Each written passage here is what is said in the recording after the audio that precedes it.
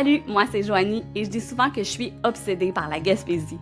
Peut-être est-ce que tu as vu mes vidéos passer sur TikTok où je parle de ma vie dans la région? Avec le balado, j'ai envie de pousser mes réflexions encore plus loin, puis de montrer que la Gaspésie, c'est pas toujours ce qu'on pense. Parce qu'on va se le dire, il y a encore des préjugés qui circulent par rapport à la région. Mais la Gaspésie, c'est surtout un endroit unique à cause des gens qui l'habitent. Donc si ça t'intéresse, embarque avec moi et mes invités, on va te faire le tour. Je te promets qu'on n'ira pas trop vite, il y a trop de belles choses à voir et de beaux mondes à découvrir quand on prend notre temps. Bienvenue en Gaspésie avec Joanie.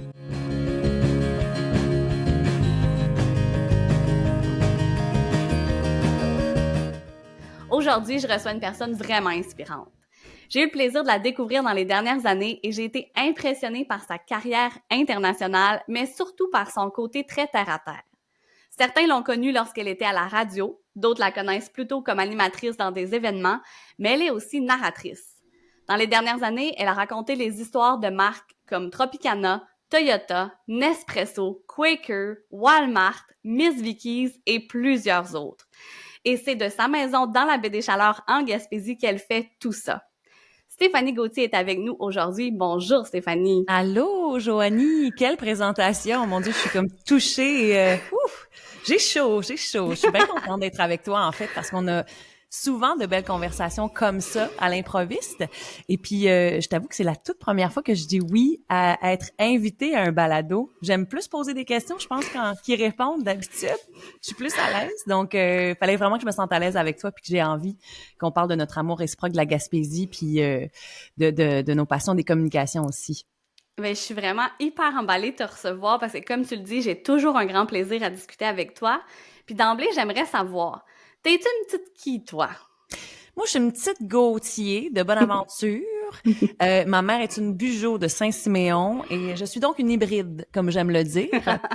Puis je suis repartie, tu vois, je suis partie de la Gaspésie cégep, en fait, deuxième année de cégep. J'avais vraiment une aspiration, une attirance pour Montréal. Puis j'avais envie de voir de la diversité, de la culture, des choses que j'avais pas vues jusqu'à maintenant. Puis je suis revenue maintenant, ça fait une bonne quinzaine d'années. Je suis vraiment pas la fille qui est bonne dans les dates, là. Te rappelles-tu telle année, là? C'est pas moi, ça. Fait que ça fait, mettons, 15-16 ans, je pense que je suis revenue en Gaspésie. Puis j'ai jamais eu envie de repartir après ce déclic spontané de vouloir profiter d'une opportunité professionnelle, de vouloir me faire un peu dans le métier, de me faire la main en radio, dans quoi j'avais étudié finalement. Mm-hmm. Justement, est-ce que tu peux nous parler peut-être un petit peu de ton parcours, dans quelle branche? Je comprends que tu t'es dirigée en radio dès le cégep. Est-ce que c'était quelque chose que tu avais comme vocation? Ça s'est découvert avec le temps? J'aimerais ça savoir un peu plus comment t'en es arrivée à... éventuellement, on va parler de la narration, mais avant ça, quand tu t'es dirigée en radio, qu'est-ce qui t'a Oui. mené là? Ben, je trouve ça le fun d'en parler parce que je trouve que c'est tellement une grosse pression au secondaire en tout cas, je pense que beaucoup de jeunes le vivent avec appréhension encore aujourd'hui de dire qu'est-ce que je vais faire de ma vie. Tu sais, encore dans les soupers de famille, on va demander aux jeunes qu'est-ce que tu veux faire, mais tu sais, on devrait poser la question qu'est-ce qui te fait triper? Qu'est-ce que à 15-16 ans, sais-tu vraiment qu'est-ce que tu veux faire? Puis vas-tu vraiment faire un seul métier dans ta vie? Tu sais, maintenant, Absolument. statistiquement, c'est prouvé que c'est pas ça la réalité. Fait que moi dans le fond je savais pas pantoute qu'est-ce que je voulais faire. Puis sauf que je me dis ah ouais, il y a des profs qui doivent se dire c'est logique finalement parce que j'étais tout le temps celle qui jasait dans les cours. Fait que quitte à me faire asseoir en avant. Fait que j'ai fait sciences humaines comme beaucoup de monde qui savent pas trop quoi faire, mais tu sais pour le petit bagage général aussi c'est intéressant. Puis j'ai terminé justement mon DEC en sciences humaines à Montréal. Puis ma voisine en fait venait de Jonquière. Puis je me cherchais, je m'étais payé une session avec un conseiller d'orientation privé parce que là fallait que je me décide, mais j'avais vraiment aucune idée. Puis elle m'a dit tu connais ça ATM? Art et technologie des médias, c'est comme ça qu'on appelait la technique qui se donnait au cégep de Jonquière dans le temps. Puis finalement, ça me disait rien, mais c'est parce que le mot communication, pour moi, je trouvais ça tellement vague. On dirait que je mêlais même l'informatique quasiment à ça. Je me voyais pas tant là-dedans. Puis là, j'ai réalisé que ça existait ça. Fait que je suis allée à Jonquière. On fait un tronc commun, donc une année où tout le monde est ensemble, c'est-à-dire après coup, tu choisis si tu prends l'option journalisme, marketing, télé. Puis quoi d'autre? J'en oublie un. Ben, radio, évidemment. Puis encore là, je savais pas trop qu'est-ce que je préférais. Fait que je suis allée où la gang était la plus tripante, à mon avis. Les gens avec qui je m'entendais le mieux. Puis c'était en radio. Puis je suis sortie de là. Puis je veux pas parler trop longuement, je suis capable, hein, tu me coupes, tu te gênes pas. C'est bien correct, c'est bien correct. Puis c'est ça, fait que j'ai finalement essayé de travailler à Québec parce qu'il y a beaucoup de gens, moi aussi, à cette époque-là, pensaient que, tu sais, la réussite, c'était ça, c'est de travailler en ville, tu sais, tu t'en vas dans une radio en région, fait que... c'est ça. Fait que j'ai fait un stage de radio à Radio-Canada à Toronto à l'époque parce que je me voyais pas dans les radios commerciales. Je trouve, tu sais, je veux pas être péjorative là, mais tu sais, OK, on gagne un t-shirt. Tu sais, on dirait que je me voyais pas faire ça. Ce n'est pas que ça la radio commerciale. Aujourd'hui, j'ai une vision plus élargie, mais dans le temps, on dirait que ça m'angoissait de me dire où est-ce que je vais faire mon stage. J'ai beaucoup aimé ça. Puis après coup, je suis allée faire un stage dans le cadre d'un programme dont j'oublie le nom pour faire exprès, un programme du gouvernement, Québec sans frontières, ouais. Puis je suis allée 3 mois presque à Dakar au Sénégal, dans une radio communautaire là-bas. Dans le fond, l'idée de tout ça, ben c'est clairement aussi des échanges culturels, puis c'est d'apprendre sur nous, puis de créer quelque chose d'intéressant dans ces synergies-là. Mais on allait là pour les aider en fait à faire de la radio. Puis j'étais comme mon Dieu, ils sont tellement débrouillards, ils sont tellement résilients. C'est pas moi qui va les aider. Au contraire, moi je suis repartie de là avec un super beau bagage. Je trouve que c'est eux qui m'ont appris énormément de choses. Ça fait le tour un petit peu de mon pedigree scolaire, disons. Puis justement, est-ce que quand t'es partie de la Gaspésie, tu aspirais revenir? Est-ce que tu disais, moi, ma carrière, faut que ça soit en ville? Puis à quel moment t'as eu un déclic, justement, pour te dire, finalement, j'aimerais ça revenir? Je pense que je réfléchissais pas nécessairement à ça. Je m'étais pas dit non, je vais jamais revenir en Gaspésie, mais c'était pas non plus un objectif de revenir rapidement. Je sentais que j'avais envie d'explorer. Puis c'est quelque chose qui m'habite encore. Là, je réalise maintenant que j'ai cette piqûre là du voyage. Là, il y en a qui appellent ça une maladie, mais j'ai besoin d'aller voir ailleurs. Fait que ça fait partie de moi. Mais je suis capable de le faire en vivant ici aujourd'hui. Fait que dans le fond, la piqûre, c'est ça. J'avais fait mon stage à Toronto, mon stage au Sénégal, le choc culturel du retour dans ta vie. Quand tu reviens d'un pays comme celui-là, ça a été sûr. comme... Ouais, ça a été comme quelque chose qui m'a brassé plus. Je pense que je m'étais pas préparée tant que ça. Je m'étais préparée à y aller, mais je m'étais pas préparée à le regard, la perspective nouvelle que j'allais avoir sur ma réalité en revenant.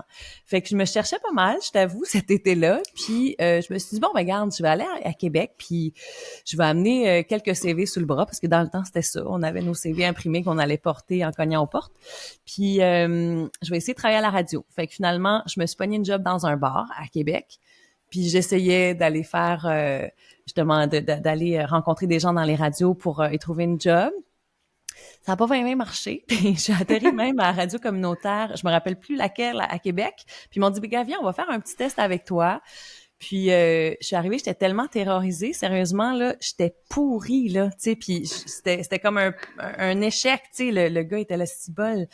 On dirait que c'est pas la fille sur ton démo, là, tu sais, comme je te donne une autre chance, j'arrivais pas, tu sais. Fait que j'étais bien découragée de ça.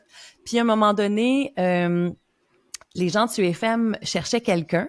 Puis c'est vrai que j'étais déjà allée justement faire un petit stage. Là, j'avais oublié de le dire, mais pendant ma technique au Cégep de Jonquière, j'avais connu une fille qui travaillait là, qui m'avait généreusement invitée à aller à expliquer tout comment ça marche. Puis même, j'avais remplacé un peu. Fait que eux ont su que j'avais pas de job. Fait qu'ils m'ont dit, écoute, ça te tente-tu de venir? Puis honnêtement, j'ai hésité parce que je voyais ça un peu comme pas une démotion, mais c'est comme un recul de retourner en Gaspésie à ce moment-là, parce que ça marche pas à Québec, tu sais. Puis finalement, wow, ça, j'ai comme des frissons de t'en parler. Ça a tellement été une belle école humaine pour moi. Tu sais, finalement, je réalise que la radio communautaire, pour moi, c'est quelque chose de tellement puissant dans le monde des médias tel qu'il change actuellement. Je trouve que, tu sais, on a souvent douté, est-ce que la radio va résister au sérieux de ce monde, puis tout ça, mais la radio communautaire, oui, parce que, tu sais, elle parle de ton monde. C'est une radio de proximité. Fait que c'est un média que je vais toujours aimer d'amour, puis j'ai aimé justement la place que les gens m'ont fait dans la baie. Tu sais, je veux dire, t'apprends devant tout le monde, là. Tu sais, honnêtement, on a SUFM ont rénové les studios il y a quelques années, puis ils ont perdu les archives de l'époque où moi j'étais là, puis j'étais pas fâchée, là. J'étais high pitch, stressée, tu veux te prouver, tu veux te prouver que t'as ta place d'être là, fait que tu parles d'articles, en tout cas, bref. Mais c'est ça la beauté des choses, c'est une évolution humaine aussi en parallèle de l'évolution radiophonique, mettons. Tout à fait, puis c'est vraiment intéressant ce que tu dis pour les radios communautaires parce que je pense que en Gaspésie, les radios prennent une place ultra importante dans le quotidien des gens. Quand on travaille dans le domaine des communications dans la région, on le sait, tu sais, on planifie nos diffusions en incluant la radio. Puis souvent, les gens qui sont dans les grands centres, ils ont de la difficulté à comprendre pourquoi est-ce qu'on inclut les radios dans nos diffusions, mais c'est parce que ça rejoint tellement les gens. Puis il y a tellement une belle collaboration. Tu sais, je vais pas dire que c'est facile, mais c'est pas si compliqué que ça, avoir des entrevues à la radio, de réussir à parler de projets, de réussir à parler de nouveautés. Il y a vraiment une belle collaboration puis une volonté de toutes les radios en Gaspésie de parler de ce qui se passe dans la région. C'est le média avec les réseaux sociaux qui est le plus utilisé pour s'informer, à défaut d'avoir autre chose. Il y a un peu de télé, mais c'est inégal. On a perdu la presse écrite dans les dernières années. Fait que ça a vraiment un rôle hyper important dans l'information locale, la radio en Gaspésie. Tu sais, je sais pas dans les autres régions du Québec, mais je sais qu'en Gaspésie, c'est très, très fort. Puis les gens ont un sentiment d'appartenance, là, tu sais, à ces radios-là. Moi, je me souviens, en fait, tu sais, je suis un petit peu plus jeune que toi, puis je veux dire, au secondaire, je me souviens d'avoir grandi avec ta voix à la radio parce que chez nous, CFM était toujours ouvert, là. Je connais le numéro de téléphone par cœur. J'ai oublié tous les numéros de téléphone, mais lui, CFM, je m'en souviens par cœur, là. C'est automatique. Ma mère voulait tellement gagner tous les concours. On était toujours là à essayer de pitonner. Tu sais, il y a quelque chose dans l'esprit de communauté, justement, avec ça. Puis je trouve ça super intéressant que t'en parles. Puis je trouve ça intéressant aussi, tu sais, dans, comme tu dis, toute l'évolution humaine que ça apporte, le contact avec la région et tout. Mais en même temps, tu sais, tu dis à cette époque-là, je voyais ça un peu comme une démotion, tu sais, une rétrogradation. Puis on a beaucoup ce réflexe-là, je pense, quand on a grandi à nos époques en Gaspésie, parce que c'est vraiment moins le cas aujourd'hui. Mais même moi, tu sais, quand je suis partie, je voulais pas revenir dans la région. Je voyais pas qu'il y aurait de l'avancement professionnel pour moi dans la région. Alors que j'ai jamais été autant épanouie professionnellement que depuis que je suis ici. Puis j'ai l'impression que c'est un peu la même chose pour toi aussi. Qu'est-ce qui t'a amené justement vers la narration en parallèle ou après l'animation à la radio? Oui, ben tu vois, je suis 100% d'accord avec toi. Je trouve que parce que ce que j'ai pas dit aussi, c'est qu'à Québec, au moment où les gens de UFM, mettons, m'ont appelé, je me cherchais beaucoup, puis je trouve que je dis pas que c'est le cas pour tout le monde, mais moi je me sens tellement plus enracinée ici de par je l'ai souvent dit, mais tu parles de la communauté, de la radio communautaire, mais moi, c'est ça, je pense, qui m'a fait évoluer. C'est de rencontrer des gens d'autres réalités qui me racontent ce qu'ils vivent. Puis, tu sais, c'est ça. Moi, pour moi, c'est une valeur profonde maintenant. La communauté, le ensemble. Je te dis, je t'en parle, je suis comme émue. Mais le ensemble, c'est vraiment quelque chose qui me fait vibrer fort puis qui est important, qui est capital, je trouve, pour tout, tu sais, pour tous les aspects de la vie. Tu sais, c'est du co-développement, tu sais, on s'enrichit tellement, en fait, des autres, puis on est dans une époque, justement, de polarité où, je m'égare en tabarnouche, hein? Non, mais c'est les vraies conversations qu'on a c'est hyper pertinent, ce que tu dis. C'est hyper pertinent. Continue. C'est ça. Fait que donc, ça pour dire que, justement, à Québec, je trouve que c'est ça, j'étais comme déracinée, j'étais beaucoup dans la consommation de toutes sortes, tu sais, je travaillais dans un bar, c'est sûr que ça aide, mais tu sais, je me rappelle là d'être vraiment influencée par hey, ça me prend ces bottes là, tu sais, puis tu sais, hors de prix pour ce que je faisais, mais tu sais, ça me les prenait, puis je sais pas, on dirait que j'étais pas nourrie, puis j'essayais par plein de moyens extérieurs, tandis qu'ici oui, c'est imparfait là. Tu sais, j'ai pas envie tout le temps de peindre une carte postale parfaite de la Gaspésie, mais ça a vraiment des beaux avantages de qualité de vie. Puis c'est ça, la proximité, je reviens, c'est ça, à la communauté, donc la proximité du monde, la facilité qu'on a à se voir, à improviser des affaires que j'avais moins, en tout cas moi à Québec. Je dis pas que tout le monde est comme ça. Puis la proximité avec la nature, tu sais, là on se parle au printemps, je veux pas dire de temporalité là, mais je sais que ça sera pas diffusé tout de suite, mais tu sais hier j'ai clippé mes skis pour me dire bon, en plein milieu de ma journée, il fait trop beau, je vais aller m'aérer, puis je vais être capable de continuer ma journée avec plus d'énergie, même que si je suis chez nous, puis je suis comme frustrée de pas en profiter parce que je le vois comme il fait beau dehors. Mais ça a pas de prix, ça, tu sais, fait que cette qualité de vie-là, c'est ça, pour moi, elle est hallucinante. Et puis j'ai oublié ta question avec tout ça, je réalise. C'est pas grave, je vais revenir plus tard parce que ce que tu dis là, tu sais, on en a souvent parlé quand on a eu des discussions d'à quel point cette qualité de vie-là est primordiale dans notre équilibre, mais aussi, surtout, à quel point le fait de vivre ici, en Gaspésie, puis d'avoir accès à cette nature-là à proximité. Tu sais, c'est difficile de justement de rester chez soi toute la journée quand tu regardes dehors puis tu vois la mer, quand tu vois la forêt, quand tu vois le paysage qui t'attire. On dirait que ça nous rappelle ou ça nous force à Vraiment être sur cet équilibre-là qui est, comme tu le dis, loin d'être parfait, mais que moi aussi, quand je me rends compte que quand j'étais en ville, soit à Montréal ou à Rimouski même, j'étais beaucoup dans la consommation de faut que j'aille au magasin, faut que je fasse ci, tu sais, mes activités la fin de semaine, c'était aller faire des commissions.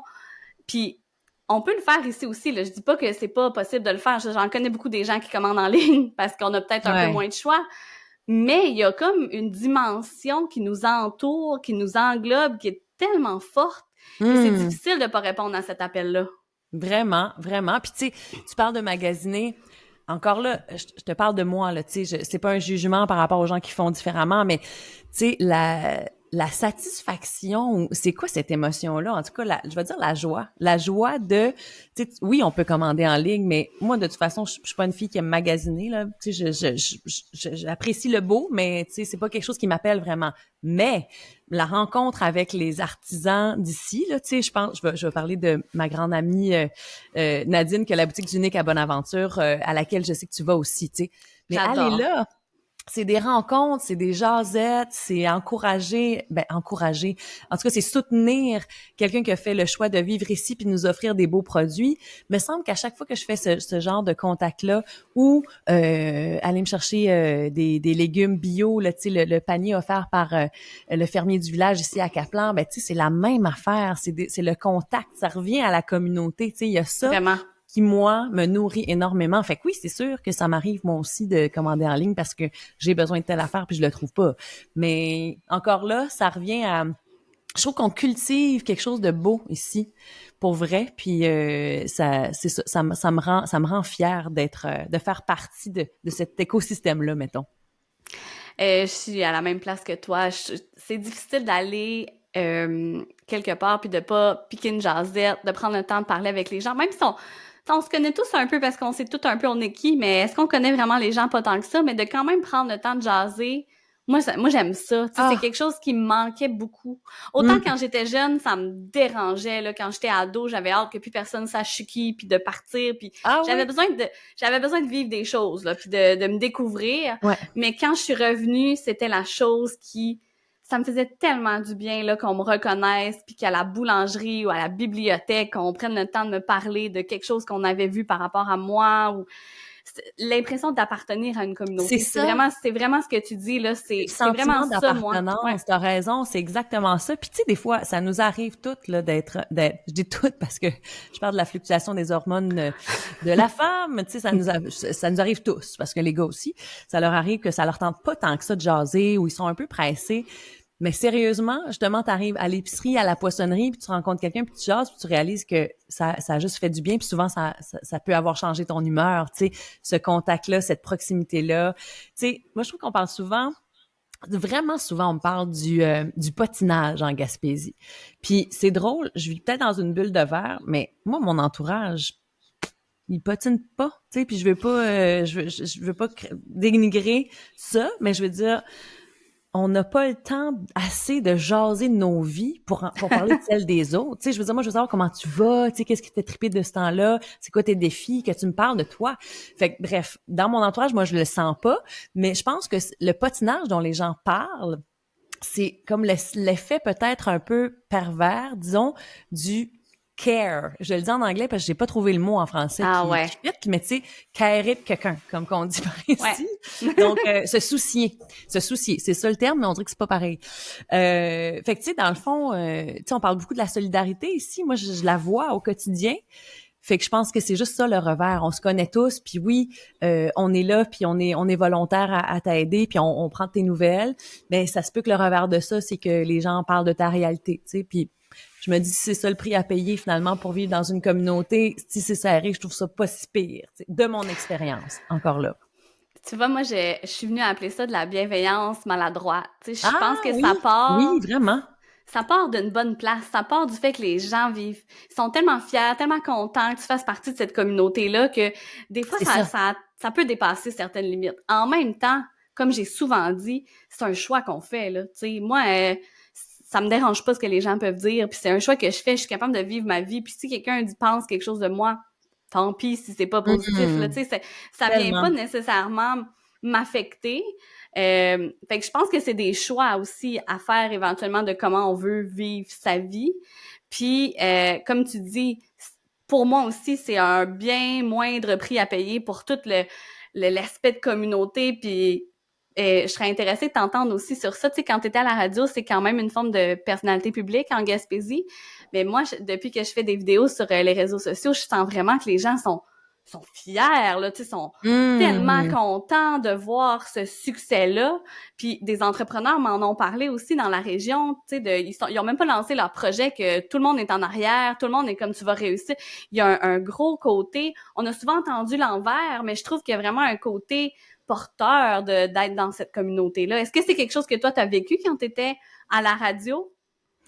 Oui, mais tu vois, j'avais le goût de faire du pouce sur ce que tu as dit tantôt. Tu disais que toi, tu étais capable de faire comme, hey, qu'est-ce que tu penses de moi? Ben, Oui. je m'en fous, puis je me rends compte que moi, j'ai eu vraiment un plus gros travail que toi à faire là-dessus.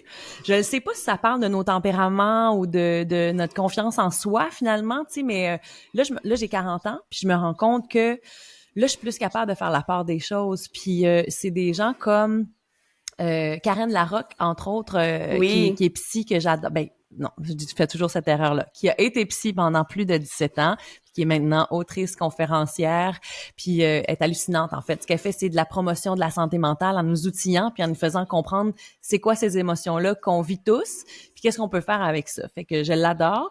En fait, quand j'étais à la radio, elle faisait des chroniques avec nous, mais quand je l'ai appelée pour entrer en contact avec elle, je voulais qu'elle soit ma psy, mais elle faisait plus de bureau. Fait que je disais, ben, pourrais-tu nous faire des chroniques? Tu sais, je voulais vraiment avoir accès à ses connaissances parce que je la trouvais hallucinante. Puis, voilà. Fait qu'elle, elle disait à un moment donné en conférence, tu sais, c'est comme les sortes de chips, là. Tu sais, dans le fond, si quelqu'un t'aime pas, ça parle plutôt de ses préférences à lui et non de toi. Tu sais, faut comme faire attention Absolument. à la façon dont on prend ça. Fait que tu sais, si moi je suis plus ketchup, ben moi ma sortelle, puis c'est tout. Tu sais, c'est pas plus grave que ça. Tu sais, on ne parle que de nous finalement. Même affaire Absolument. quand on parle des projets puis tout ça, les gens, comme tu dis, qui croient au projet des autres, j'ai l'impression que c'est ça, c'est des gens qui sont comme positifs, ou en tout cas. Mais j'entends la même chose de différents entrepreneurs. Puis c'est vrai que je trouvais que les gens ont toujours été super gentils avec moi. Sérieusement, là, tu sais, j'entends souvent sur les médias sociaux, on voit des animatrices, on s'entend que c'est pas le même rayonnement, là, mais tu sais, qui reçoivent toutes sortes d'affaires vraiment violentes, puis tu sais, je trouve que c'est comme on dit tantôt, c'est polarisé là. Tu sais, il y a des gens qui Ouais. vont déverser leur fiel sur des personnalités juste parce elles sont exposées, on les voit. Puis ça, vraiment, ça m'est jamais arrivé. Il y a du monde qui m'ont dit qu'ils aimaient pas ça, telle affaire. Puis c'est ça, j'avais l'impression d'apprendre devant tout le monde. Fait que des fois, je trouvais ça un peu tough. Puis tu sais, c'est ça la vie. C'est ça, ça venait avec la job. Puis à un moment donné, tu finis par pas te faire une carapace, mais justement comprendre comment ça fonctionne. Puis que je suis pas sa sorte, puis c'est tout. Tu sais, mais overall, les gens, je trouve, étaient vraiment super le fun. Tu sais, ils venaient comme interagir, me parlaient d'un sujet qu'on avait parlé ou me donner des idées de quoi je pourrais parler. Fait qu'encore là, moi, c'était là la pertinence. Je me voyais comme un canal de communication, tu sais. Je tends la main, je tends le micro. Tu sais, c'est comme ça que je voyais ça. Je me disais, à l'époque, les radios étaient... En tout cas, moi, je parlais pas de moi, là. Je parlais pas de ma vie, vraiment. Tu sais, je Mhm. m'exposais pas beaucoup. Mais c'était ma vision du métier, mettons, de l'époque, de plus tendre le micro, puis d'aller chercher aussi, ça, j'ai vraiment aimé ça, aller chercher des passionnés d'ici, parce que, encore une fois, tu sais, des fois, l'estime de nous, comme dit Jean-Marie Thibault, l'historien, là, tu sais, des fois, on manque un peu d'estime, puis on a l'impression que ce qui se fait en ville est mieux, de différentes manières. Comme tu dis, c'est en train d'évoluer, cette mentalité-là, puis on est moins là. Mais je me disais, c'est bol, il y a plein de monde ici, passionnés, qui pourraient faire des chroniques de ci, de ça. Fait que finalement, de se créer un réseau, c'était ça que j'ai aimé le plus, justement, de cette job-là, tu sais, d'aller chercher des passionnés dans leur domaine. Puis il y en a en Gaspésie, il y a des gens talentueux, là, par tête de pipe, sérieusement. On le dit souvent dans le domaine des arts, là, tu sais, par capita, la quantité de monde talentueux en Gaspésie est hallucinante, là. Absolument, absolument. Comme un concentré de monde de talent. C'est un peu l'idée avec le balado de montrer qu'on a aussi plein de gens hyper intéressants parce que, tu sais, j'en consomme des balados, j'en écoute, puis des fois, je me dis, moi, je connais des gens qui sont capables d'avoir les mêmes connaissances, d'avoir la même histoire ou une autre façon de raconter une histoire similaire, tu sais, puis on nous entend moins, on nous donne moins la parole parce qu'on est moins proche des grands centres, tu sais, c'est vraiment, ça revient beaucoup à ça, mais j'ai vraiment cette volonté-là de mettre les gens de la région de l'avant énormément. Puis, j'aimerais ça dire aussi, tu sais, quand tu parles de, des fois, quand tu étais plus jeune, c'est moins facile d'apprendre comme en direct, justement quand les gens, tu sais, sont moins d'accord ou quoi que ce soit. Puis j'ai l'impression que c'est peut-être ça qui fait qu'aujourd'hui, tu sais, c'est le temps qui fait qu'on apprend. Moi, si je suis capable aujourd'hui de dire, bah ça me dérange pas si quelqu'un aime pas ce que je fais, mais je disais pas la même chose à 20 ans, clairement, là, tu sais, ça, c'est vraiment, je pense que c'est ça la sagesse au final. Oui. Que plus on avance dans la vie, plus on l'apprend, puis il m'en reste encore plein à apprendre, tu sais, clairement. Tellement. Mais je suis contente. Oh, vas-y. Je pensais que tu avais terminé. On a un mini délai de rien du tout. Continue. Non, vas-y, parce que j'ai perdu mon idée, mais c'est pas grave. Excuse. Non, c'est vraiment pas grave. Ben, je voulais juste renchérir que j'avais entendu Jean-Marc Vallée, le cinéaste qui est décédé il y a quelques années, mais qui a fait Crazy, que je trouvais bien inspirant, Dallas Buyers Club. Pourquoi j'ai prononcé ça? J'ai toujours de la misère à le dire. Puis il disait, c'était une grande entrevue que j'ai écoutée, c'est ça, après l'annonce de sa mort. Puis il disait que en vieillissant, en fait, on est no bullshit, tu sais, dans le sens que c'est comme si on se révèle, tu sais, on enlève des masques, on enlève ce qu'on a pensé qu'on devait être pour être aimé. On réalise que c'est pas utile, puis que, tu sais, notre force c'est d'être nous, c'est d'être unique. Tu sais, tout le monde a des atouts, puis d'être soi, mais tu sais, c'est ça, sois toi-même. Tu sais, les autres rôles sont pris là, tu sais, fait que sois toi, puis t'as quelque chose à apporter en étant toi. Mais je trouve qu'en vieillissant, moi, ça, c'est vraiment ça qui débloque, comme de comprendre ça, là, que le fameux no bullshit, je l'aime beaucoup. Je l'ai dit souvent, là, dans les dernières années à mes chums, mais on en rit même, mais c'est ça. No bullshit. No bullshit puis YOLO. C'est quelque chose que je dis très souvent. Ça doit être 2008, j'imagine, c'est plus à mode. Mais, en avançant dans le temps, en vieillissant, moi, on dirait que c'est comme si je trouve que le temps, je sais pas si ça te fait ça, le temps, on le sait, le temps passe vite, là, tu sais, mais là, c'est comme si tout presse, là. Je veux tout faire, dans le sens expérience de vie. Je veux comme tout expérimenter, puis vite, YOLO, tu sais, comme, j'ai une occasion d'aller en voyage dernière minute, YOLO, tu sais, ou, tu sais, de saisir les opportunités. Ouais. Moi, je trouve que je suis plus là-dedans que jamais. Ben, je pense que je le vis un peu. C'est sûr que là, moi, je sors. Tu sais, mes enfants sont encore un peu jeunes. Fait que je suis encore beaucoup focusée sur eux. Mais tu sais, tranquillement, plus vite, comme là, ma plus jeune va avoir 5 ans, ça paraît énormément cette autonomie-là qui arrive. Puis je sens que je m'en vais plus vers ça, de me reposer des questions sur moi. Tu sais, l'humaine, là, la fille derrière la maman, derrière l'amoureuse, derrière la professionnelle. Qu'est-ce qui l'a fait triper? Qu'est-ce qu'elle aime? Qu'est-ce que j'aimais quand j'étais adolescente? Tu sais, j'ai eu cette discussion-là avec ma mère dans les dernières années. C'était quoi qui me faisait triper quand j'étais jeune? C'était quoi mes passe-temps? Qu'est-ce que je pourrais ramener? Où est-ce que je pourrais faire de la place dans ma vie pour ramener des choses comme ça? Puis tu sais, il y a peut-être des choses qui se portent moins, là, mais il y a des choses que j'ai ramenées comme la lecture. Pour moi, c'est un exemple. Moi, j'ai toujours été une très grande lectrice. J'adore lire. Je lis beaucoup. Puis j'avais complètement évacué ça avec les études, avec les enfants, j'avais plus d'espace. Ben j'avais pas d'espace mental, j'avais plus de place dans mon cerveau. Ah ouais. Puis ça, c'est quelque chose que j'ai ramené. Bon, après ça, là, moi, je travaille, tu sais, je passe toujours du tout à de rien à exagérer, là. Tu sais, moi, c'est toujours tout pantoute. Fait que là, j'essaie de travailler cet équilibre-là, puis je trouve que d'être en Gaspésie, ça m'aide énormément à me recentrer sur cet équilibre-là, puis sur cette authenticité-là d'être une personne, d'être un humain avant d'être une professionnelle, avant d'être autre chose. Je trouve que la région, il y a ça aussi qu'on voit. Tu sais, ici, les cercles sociaux, tu sais, moi, mettons, je vais côtoyer les parents des amis à mes enfants. C'est pas des gens que j'aurais côtoyés peut-être autrement, mais là, ici, il y a une école, tout le monde va à la même école, puis ça n'a pas le choix, là. Fait que peu importe les métiers, on dirait qu'il y a comme quelque chose qui se blende plus facilement. Oui. Mais ça, c'est beau ce que tu dis parce que j'ai souvent dit ça par rapport aux amitiés aussi.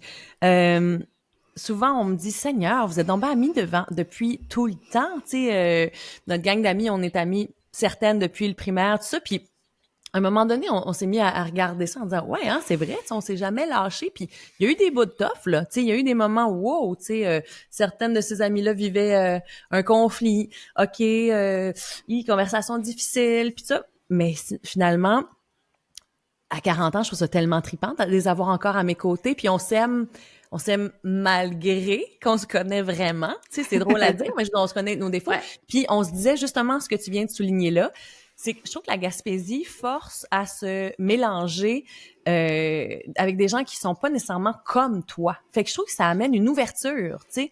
Si on parle souvent justement les médias sociaux de chambre d'écho, tu sais. Ouais. J'avais une amie qui pensait que Québec solidaire allait rentrer aux dernières élections parce que dans sa chambre d'écho, tout le monde était Québec solidaire, tu sais, par rapport à ses valeurs, tu sais, tout le monde connectait à ça, mais c'est pas la réalité, réalité globale, tu sais. Fait que je trouve que ça amène ça en Gaspésie. Tu vas côtoyer des gens avec qui t'es pas nécessairement d'accord politiquement, mettons, ou sur d'autres affaires, mais crime, ça va te tu sais, tu l'aimes cette personne-là ou tu l'as côtoyée d'une autre manière, fait que ça t'amène à l'écouter peut-être puis à moins juger. En tout cas, je trouve qu'il y a on est obligé de faire un petit effort, disons, tu sais, que de se dire ah non, regarde-moi elle, non, mais là, tu sais, t'as pas le choix d'être ouvert, tu sais. Fait que ce qui est beau, c'est qu'on évolue encore là au contact des autres. Fait que moi, je trouve ça là, je trouve ça fabuleux. Sérieusement là. Je suis à la même place que toi encore une fois. Je trouve ça super intéressant comment tu l'apportes aussi. Je pense qu'il y a des gens qui le vivent pas de cette façon-là, puis c'est correct aussi. Comme on l'a dit, nous on parle de notre expérience. Il y a des gens qui, tu sais, vont vivre des mauvaises expériences, puis ils ont juste hâte de changer de cercle. C'est bien correct là. Absolument. Mais je pense que d'un autre côté, ce que toi t'amènes, ce que moi j'ai vécu aussi, qui est similaire, c'est que ça peut être très beau, très positif d'arriver à l'âge adulte avec des amitiés qui sont là depuis longtemps puis qui nous aiment malgré qu'ils nous connaissent. Comme tu dis, j'aime vraiment ça. Puis j'aimerais ça revenir, parce que là, on en a parlé à la narration, hein? J'aimerais vraiment ça aller à la narration. Si t'as envie non. Moi, là, le balado, là, je sais même pas comment temps ça dure mes épisodes. Ça va être le temps qu'on passe à jaser parce que c'est intéressant puis pertinent.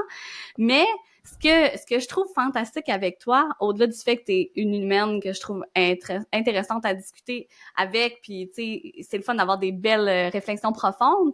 Il y a un côté professionnel que je te connais un peu, je sais que t'es quand même humble. C'est pas quelque chose que tu mets nécessairement tant de l'avant que ça, mais qui est quand même ultra inspirant, c'est justement ta carrière dans la narration, parce que je l'ai nommé au début du balado, tu sais, t'as collaboré avec beaucoup de grandes marques, on a pu t'entendre entre autres aux Olympiques, puis c'est pas tout le monde qui est au courant de ça, puis j'aimerais ça que tu me racontes un peu comment t'en es arrivé à faire ça. Hey, on dirait que t'es super gentil d'amener ça. Ça me gêne un peu parce que peut-être un côté gaspésien encore là de comme hey, tu sais, je me rappelle quand je suis partie étudier en communication, mon père m'a dit là tu vas pas perler là, tu sais, je veux dire, tu sais, dans voulant dire on reste groundé, puis je trouve ça important, mais c'est plus dans le fond que oui, c'est vrai qu'on m'a entendu aux Olympiques, mais tu sais c'est pas pour moi c'est pas si wow que ça, c'est comme une série de en tout cas, bref, je t'explique le comment du pourquoi si tu veux.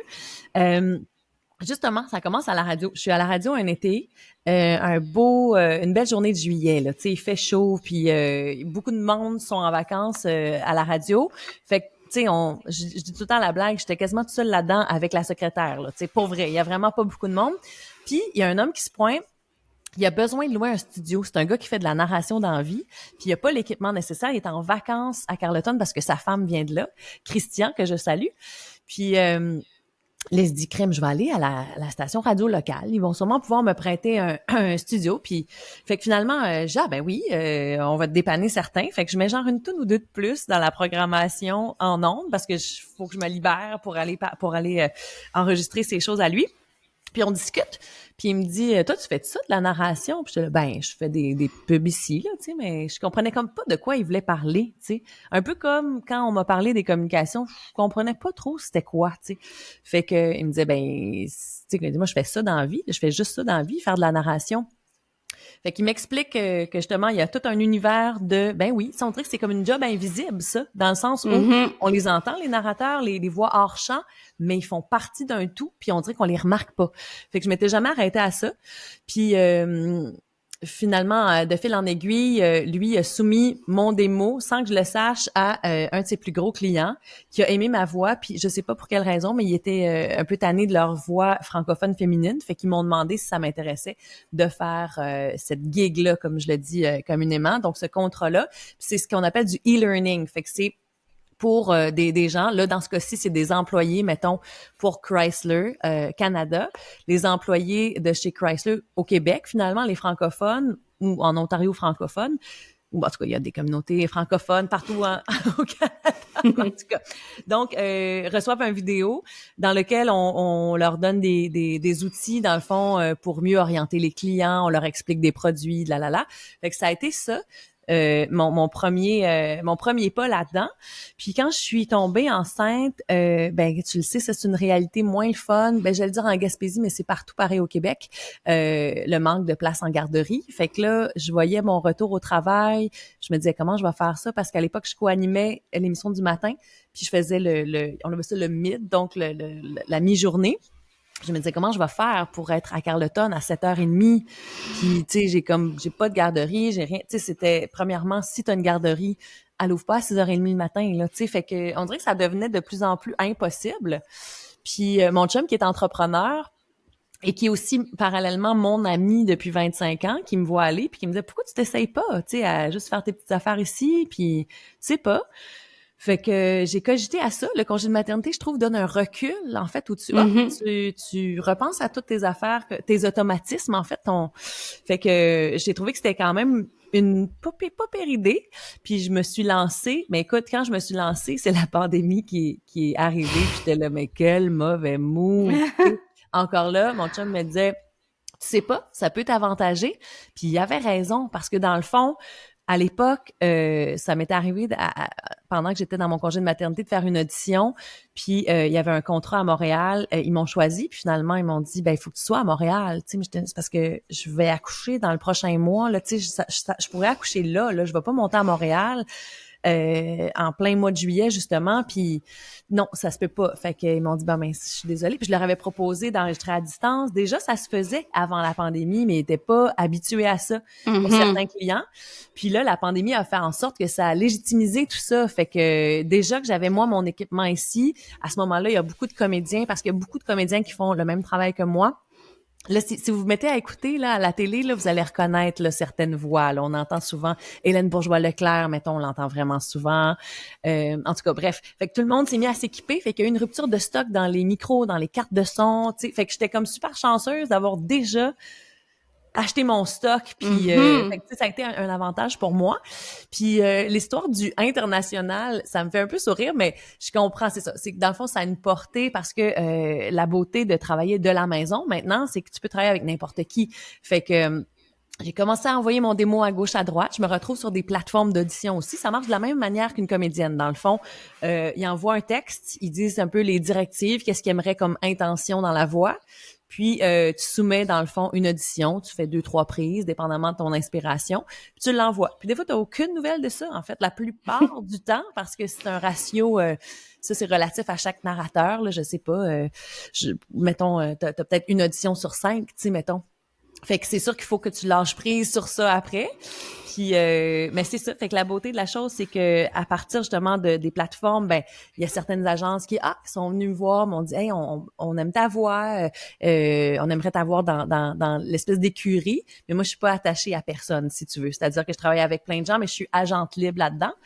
Puis c'est ça. Je me sens comme un poisson moyen dans un étang moyen, c'est-à-dire que il y a un univers aussi qui est l'union des artistes, justement, dans lequel les comédiennes et comédiens qu'on voit à la télé sont, puis il y a un autre bassin d'audition, il y a un autre niveau, si on veut, de narration dans ce domaine-là, mais si j'étais dans l'union des artistes, je me dis je serais vraiment un petit poisson dans un énorme étang avec des comédiennes de talent et d'expérience, tu sais.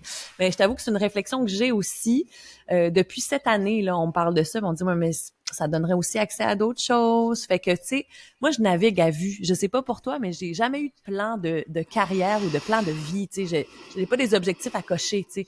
C'est à la force de rencontrer des gens, de jaser, d'échanger, que je fais comme, ah ouais, c'est pas fou, tu sais. Fait que je suis en train de cogiter là-dessus. Mais oui, c'est le fun, tu sais. Je travaille, mettons, chaque semaine avec un studio à Toronto. J'enregistre actuellement les pubs pour Walmart au Québec. Fait que dans le fond, vous savez maintenant que si vous êtes dans une radio qui diffuse une pub des spéciaux de Walmart, ça a été enregistré dans un sous-sol à Saint-Siméon. Puis je travaille là ces temps-ci aussi, je travaille de temps en temps avec Amazon Prime pour faire ce qu'on appelle des bumpers. Fait que tu sais, mettons, on peut louer des films, des séries là-dessus depuis un certain temps. Bon ben tu sais, ce film-là est présenté par, cette semaine c'était Craft Dinner. Tu sais. Bon, fait que des affaires comme ça, fait qu'en faisant à gauche, à droite, toutes sortes de petits contrats comme ça, ben tu finis par te faire une belle vie avec une certaine latitude pour justement aller dehors quand ça te tente, puis avoir des projets plus créatifs comme ce beau balado que tu fais là. Fait que je suis bien contente d'avoir osé finalement. J'imagine comme toi aussi te lancer parce qu'on a déjà eu cette conversation-là. Les gens savent pas ça, mais on a partagé une chambre dans une retraite de silence. Mais la soirée qu'on pouvait parler, on s'était parlé de nos ambitions de travailleurs autonomes, puis t'étais en démarche aussi. J'imagine que t'es quand même heureuse d'avoir fait ce move-là, visiblement. Ah ben oui, c'est vrai, on a fait ça, une retraite de yoga en silence. C'était au début de ma réflexion, là, j'étais comme dans un changement de carrière un peu, puis je savais pas vraiment où m'enligner. Puis le travail autonome m'est apparu comme la réponse pour tout concilier, en fait, parce que on partage une réalité qu'on n'a pas nécessairement parlé encore, mais c'est qu'on est souvent toute seule avec nos enfants. T'as un enfant, Ouais. j'en ai deux. Nos conjoints travaillent à l'extérieur de la région. Des fois, sont amenés à quitter, souvent même. Donc, de gérer ça, je trouvais ça difficile. Puis, je peux pas dire que, tu sais, il y a rien que je regrette aujourd'hui parce que la liberté que ça m'amène pour mener des projets comme ce balado-là, comme plein d'autres projets. Moi, j'en ai trop des projets. Mon chum, il roule des yeux, là, quand j'arrive avec une idée. On dirait que je ferais tout. J'aurais pas assez de ma vie pour faire tous mes projets, puis c'est correct. Ah ouais, tellement. Mais j'apprécie tellement cette liberté-là de choisir, de pas être attachée. Puis j'ai jamais été, tu sais, bâillonnée ou je me suis jamais sentie prisonnière d'un employeur. Vraiment pas. J'ai eu des super belles expériences de travail. J'ai des hommes d'amour. C'est pas ça. Ça venait de moi. C'est moi qui m'empêchais certaines choses, souvent. Puis de devenir travailleuse autonome, de créer mon entreprise, on dirait que ça m'a permis cette liberté-là. Puis un peu comme toi, j'ai pas de plan pour la suite des choses. Moi, mon objectif d'affaires en 2024, c'est être heureuse. Parce que pour moi, c'est un objectif d'affaires. Fait que chaque projet que je fais, est-ce que ça répond à ça? C'est sûr que, tu sais, faudrait que je mange, faut que j'ai un toit sur ma tête. Là, il y a des besoins de base là, qui sont là, c'est certain. Ouais, mais au-delà de ça, c'est vraiment comme d'être bien dans ce que je fais qui me motive. Puis c'est correct si c'est pas ça pour d'autres, mais moi, j'ai pas besoin de créer des choses, tu sais, de créer des lignes de... J'ai déjà eu ça par le passé. J'ai déjà eu cette volonté-là de vouloir faire des projets à long terme, puis c'est correct, mais là, je me laisse plus porter parce que la vie peut m'offrir. Ah, vraiment, je suis à la même place que toi. Je trouve que le piège de ça, quand t'as des objectifs précis, puis encore là, je sais qu'il y en a qui en ont, puis ça leur convient, puis c'est parfait, mais ça dépend, je pense, de ton tempérament. Puis je sais pas pour toi, mais j'ai juste réalisé, j'ai accepté récemment que j'étais pas une fille routinière. Tu sais, je m'ennuie, puis je m'éteins là-dedans, fait que c'est dur pour moi de rester dans quelque chose longtemps. Mais ceci dit, ouais, c'est ça. Je trouve que de se laisser porter par l'instinct, par l'intuition, il y a l'enfant en nous qui est profondément heureux, tu sais. Puis moi aussi, mon objectif, des fois, je me dis, hey, c'est ça. Encore une fois, le jugement des autres, moi, c'est comme un petit trigger de temps en temps. Puis je me dis, si bol, je peux vraiment avoir l'air d'une diva de l'extérieur. Puis peut-être que j'en suis une finalement, mais pour moi, me prioriser, c'est important, c'est capital. Je peux pas m'appliquer une logique inverse de ça, dans le sens, on est notre propre produit. Tu sais, si un matin, tu n'es plus capable de te lever parce que tu t'es rendu au bout de ton énergie, parce que tu t'es peu nourri et peu écouté, il n'y a plus rien qui marche, là. Tu peux plus travailler. On est travailleur autonome, ça vient avec certains risques. Là. On est comme sans filet, si on veut.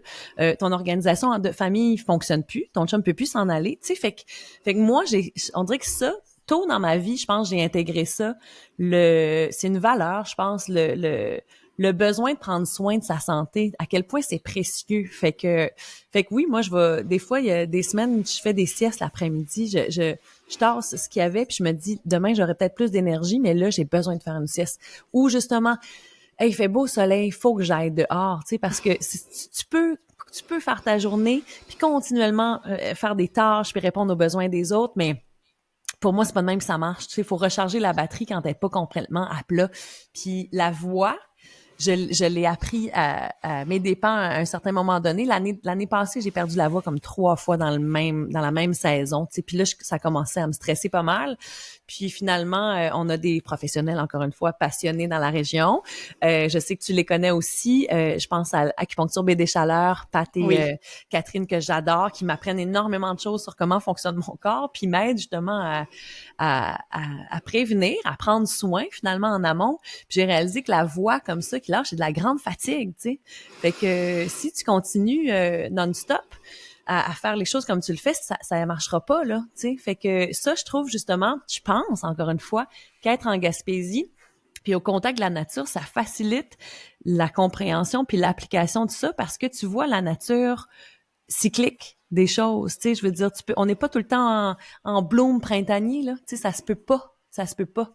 Fait que d'accepter ça, d'accueillir que tu as des journées où ton 100% il est vraiment moins productif qu'un autre. Puis ça, je trouve que le travail autonome permet ça. Puis honnêtement, des fois, j'en parle à des amis travailleurs autonomes, puis je me dis, je pense que je serais plus... Tu sais, si mettons, ça fonctionne plus ça, qu'est-ce que je vais faire? Je me trouverai une job, mais aïe, d'être dans un horaire rigide, là, c'est que je trouverais ça tough. Tu sais, j'ai vraiment de la sympathie pour mes amis qui roulent là-dedans puis qui embarquent sur le chiffre de soir après. Là, je trouve ça. C'est quoi le terme? Tu sais, je trouve qu'il faut comme se bloquer un peu de nos besoins pour réussir à faire ça. Puis pour moi, ça marche pas ça. Ça marche plus. Mais on dirait, j'ai l'impression, parce que moi, ce que tu racontes là, ça me parle tellement, mais c'est récent que ça a commencé à faire du chemin, puis je l'ai appris à la dure. Puis c'est une des premières choses. Moi, j'ai pris une mentor quand j'ai commencé comme travailleuse autonome. J'aimerais faire ça, prochain mot. T'as aimé ça? J'adore, je la vois encore, puis gros coup de cœur. Puis la première chose qu'elle m'a dit à la première rencontre, c'est exactement ce que t'as dit. Tu es ton produit. C'est tout ce que t'offres comme service, ça part de toi, ça vient de ton cerveau. Si tu ne prends pas soin de toi, tu pourras pas garder ce rythme-là. Puis j'ai essayé de garder un rythme vraiment trop soutenu longtemps, puis tu sais, est-ce que je suis en burn-out professionnel? Je pense que oui, là, mais personne me l'a diagnostiqué, mais je pense que je me suis rendue là. Même à la limite, burn-out parental, là, tu sais, les deux en même temps, avec la pandémie, ça a vraiment été intense. Puis cette réflexion-là vient, par contre, un peu à contre-courant de ce que la société nous dit de productivité, de performance, c'est difficile de sortir, on dirait, de ça parce que c'est tellement valorisé.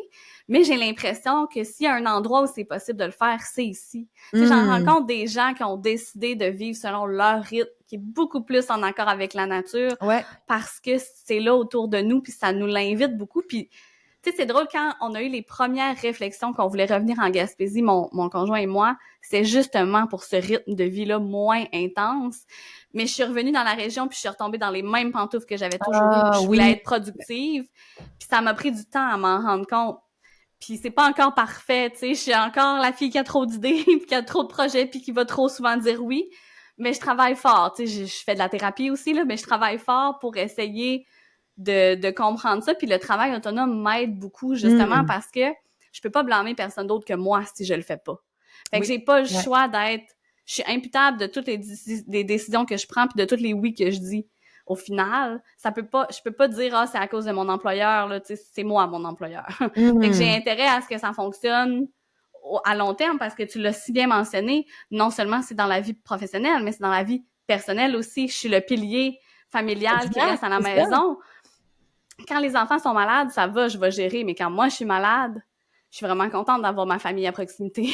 C'est clair, mais ça, c'est un autre avantage, comme tu dis, puis j'apprécie énormément ton partage, Joanie. Je trouve ça important qu'on parle de ça, en fait, parce que... Moi aussi. Justement, encore une fois, on revient à la communauté, mais tu sais, quand on réalise, quand on va au contact de l'autre, puis de la vulnérabilité, quand on ose justement être vrai, ben on se sent moins seul. Tu sais, on se rend compte que tout le monde, chacun a une histoire, tout le monde vit des défis, puis je trouve ça vraiment important de faire écho là-dedans.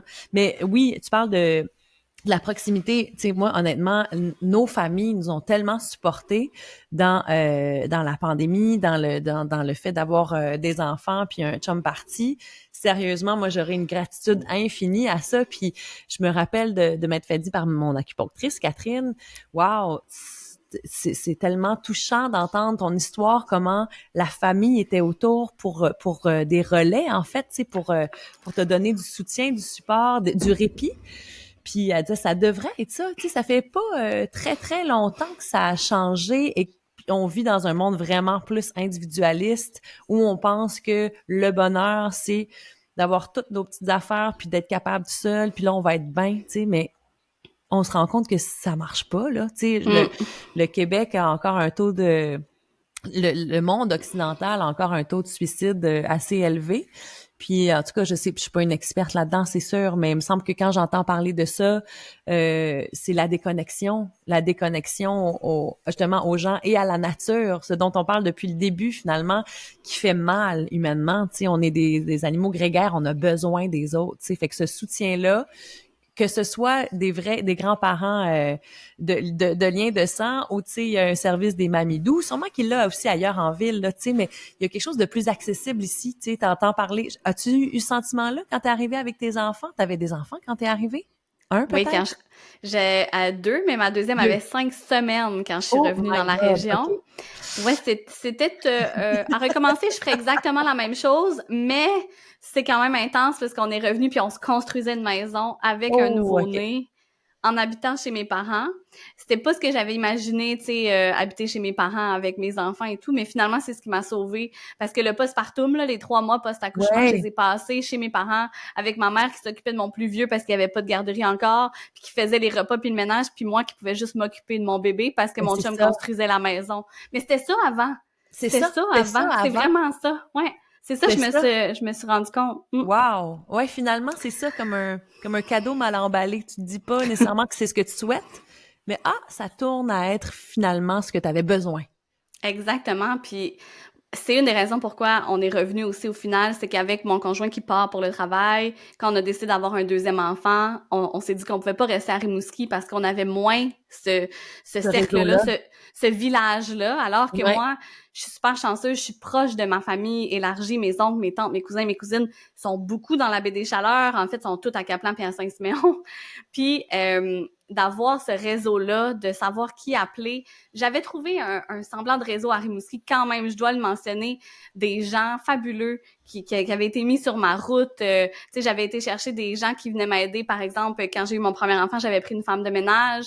Cette femme de ménage-là, finalement, est devenue traiteur. Fait que là, moi, j'y achetais des repas. Puis elle m'a trouvé une autre femme de ménage qui était son amie, qui, après le ménage, restait pour bercer mon bébé pendant que je mangeais.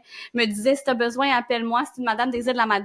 C'est un peu le même esprit de communauté qui m'a dépannée des fois parce que j'avais personne à qui appeler. Puis, tu sais, c'est comme des petites mamies là qu'on choisit qui viennent nous aider. Ça me touche. Mais d'arriver dans la région puis d'avoir ma mère qui est à la retraite, c'est indescriptible le sentiment de sécurité que ça peut procurer, là. Tu sais, récemment, c'est gênant de raconter, mais récemment, je me suis pris en voiture dans un croche. Ça, c'est gênant, certain. Je me suis pris en voiture. Je me suis pris en voiture dans un crush, c'était vraiment gênant. C'était pas ma faute, en tout cas, c'était un peu ma faute, mais la route était pas ouverte à la bonne place. Ça pour dire que mon premier réflexe, parce que je savais pas trop quoi faire, ben c'était d'appeler mon père. Tu sais, quand mon chum est pas là, c'est mon père que j'appelle. Finalement, il était dans le bois. Il était dans le bois, mais en 10 minutes, j'étais sortie de là, puis j'ai pas eu besoin d'appeler un garage parce que un tel qui connaît un tel est venu avec tel pick-up, puis je veux dire, ça a pris vraiment pas beaucoup de temps, là. C'est ça l'esprit de communauté aussi que je voulais avoir pour m'entourer, que je veux que mes enfants connaissent aussi. Tu sais, c'est beaucoup pour eux. Tellement. Puis le sentiment de sécurité, c'est quelque chose qu'on prend énormément pour acquis dans la région, je crois. Ce sentiment de sécurité-là. Moi, mes enfants jouent au bout de la rue, sans surveillance, puis ça me stresse pas. Ils peuvent se promener. J'habite vraiment proche d'un parc. Ils vont au parc, je vais les rejoindre 5-10 minutes après. Ça me fait pas être stressée qu'ils se rendent en marchant au parc tout seul. Puis je sais qu'on est comme une communauté qui prend soin d'eux, en fait. Je dis pas que c'est parfait, évidemment. Il y a des drames partout. Mais il y a vraiment ce sentiment de sécurité-là que beaucoup de nouveaux arrivants vont nommer dans la région, mais que nous, quand on grandit ici, on prend pour acquis. Je réalise que moi-même, on dirait que j'avais sous-estimé qu'on a ça, tu sais, tout peut arriver là, tu sais, comme partout là, tu sais, mais oui, puis même juste au-delà de la communauté, tu sais, j'ai souvent pensé pendant la pandémie là, géographiquement puis géopolitiquement, encore là, tout peut arriver, là, tu sais. Mais il y a quelque chose on dirait que j'ai toujours eu le sentiment, des fois, qu'on était comme le dernier bastion, là, tu sais, comme, on est donc bien chanceux, nous autres, d'être nés ici. Mais j'avais une amie de Québec qui disait, c'est pas juste. Vous êtes, tu sais, comme, en voulant dire, vous êtes trop chanceux, vous autres, d'être nés ici, tu sais. Elle trouvait que ça avait aucun sens, tu sais, qu'on ait accès à ça, que tout était plus en Gaspésie. Je trouve que c'est vrai, tu sais, surtout quand on est dehors, on dirait que ça amène vraiment cette dimension-là. Là, je sais pas, toutes les odeurs, les saveurs, les sens sont vraiment éveillés. Puis c'est ça, je trouve que tu sais qu'on ait accès à de l'eau pure dans notre village commun. Moi, je suis quand même de bonne aventure, même si je reste à Saint-Simon. Mais l'une des rivières les plus limpides au monde, encore, tu sais, aujourd'hui dans le monde qu'on connaît. L'accès à toutes ces ressources-là, je sais pas, on dirait que moi je trouve qu'on est vraiment chanceux encore, tu sais, le smog, mettons, on parle de plus en plus, encore une fois, il y a eu des feux de forêt l'année dernière, on en a eu un peu aussi, mais tu sais, j'ai l'impression je nous sens comme dans une petite bulle à l'abri, tu sais, pour combien de temps, je le sais pas, mais savourons, en tout cas, cette sécurité-là qu'on a, cette chance qu'on a, c'est une chance. Puis j'aurais envie de renchérir en disant apprenons à prendre soin de l'endroit où on habite justement pour que ça reste comme ça. Tu sais, quand on le prend pour acquis, des fois, je trouve que les gens, puis je m'inclus là, c'est plus difficile de voir ça. Mais je trouve ça hyper intéressant ce que tu rajoutes effectivement. J'ai envie de te demander qu'est-ce qui fait. Dis-moi. Parce que tu sais, t'en as parlé que t'as cet appel-là de voyager quand même. Je sais que tu travailles aussi, tu sais, t'as nommé que tu travailles avec des clients de Toronto, mais je sais que tu travailles avec des clients de partout dans le monde, là. Tu sais, tu me disais en pré-entrevue, là, que t'avais un client en Russie, ou je sais plus trop, là, tu sais, comme vraiment à l'autre bout du monde, là. Je me souviens plus c'était dans quel pays. Mais... Attends une minute, qu'est-ce que je t'ai dit? Vas-y, continue, je cherche. Pas la Russie, c'est sûr, mais oui, ça m'étonnerait, continue. J'aimerais savoir qu'est-ce qui fait que tu restes en Gaspésie avec les possibilités que tu pourrais avoir. C'est une excellente question, en fait. Pour revenir sur la pré-entrevue, c'est vrai que je te disais, mettons, les studios avec lesquels on travaille, tu sais, parce que maintenant, j'ai un logiciel, il y en existe plein, j'imagine, mais qui fait en sorte que je sonne comme si j'étais avec eux dans le studio. Tu sais, c'est la même chose que si je m'étais déplacée. Fait que tu vois, j'ai enregistré une pub de Smirnoff, mettons, avec un studio au Danemark. Une femme productrice. Oui, ça se peut que ça soit ça. C'est pas loin. C'est pas loin de la Russie, t'as bien raison. Sinon, c'est ça, la gang d'Amazon Prime sont à New York puis à Nashville. Toyota aux Olympiques, c'était à Los Angeles.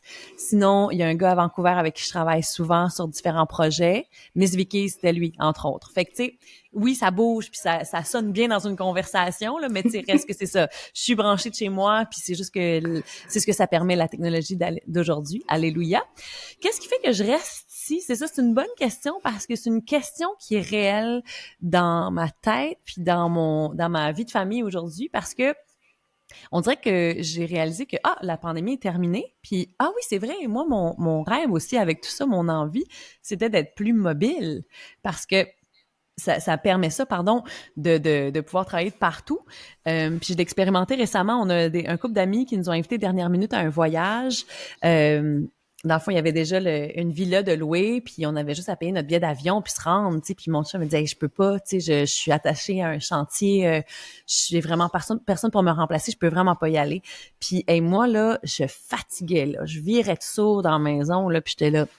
C'est comme pas possible de dire non à ça, là. Tu sais, c'est une opportunité, là, dans le fameux YOLO de tantôt. Tu sais, comme, on vit juste une fois, là. Tu sais, quand est-ce que ça va réarriver, ça? Fait que moi, j'ai dit, ben, c'est quoi? Moi, je peux amener ce micro-là, puis cet ordi-là, dans une valise. Fait que moi, je peux y aller. Puis mon chum m'a dit, hey, ben, mais-en. Tu sais, je veux dire, autant lui part pour le travail. Il est super content que j'ai des projets aussi et des occasions. Puis là, j'ai réalisé, écoute, l'ingénieur de son avec qui je travaille à toutes les semaines pour Walmart me dit, hey, je veux pas t'insulter, mais ton petit garde-robe en République dominicaine, là, ça sonnait quasiment mieux que ton studio chez vous. Il dit, comment tu t'es installé? Ben, j'ai mis 2 coussins décoratifs. Ben, il disait, c'est des coussins professionnels, ça. Fait que j'ai dit, tabarnouche, ça veut dire que tout est possible. Je peux vraiment travailler n'importe où.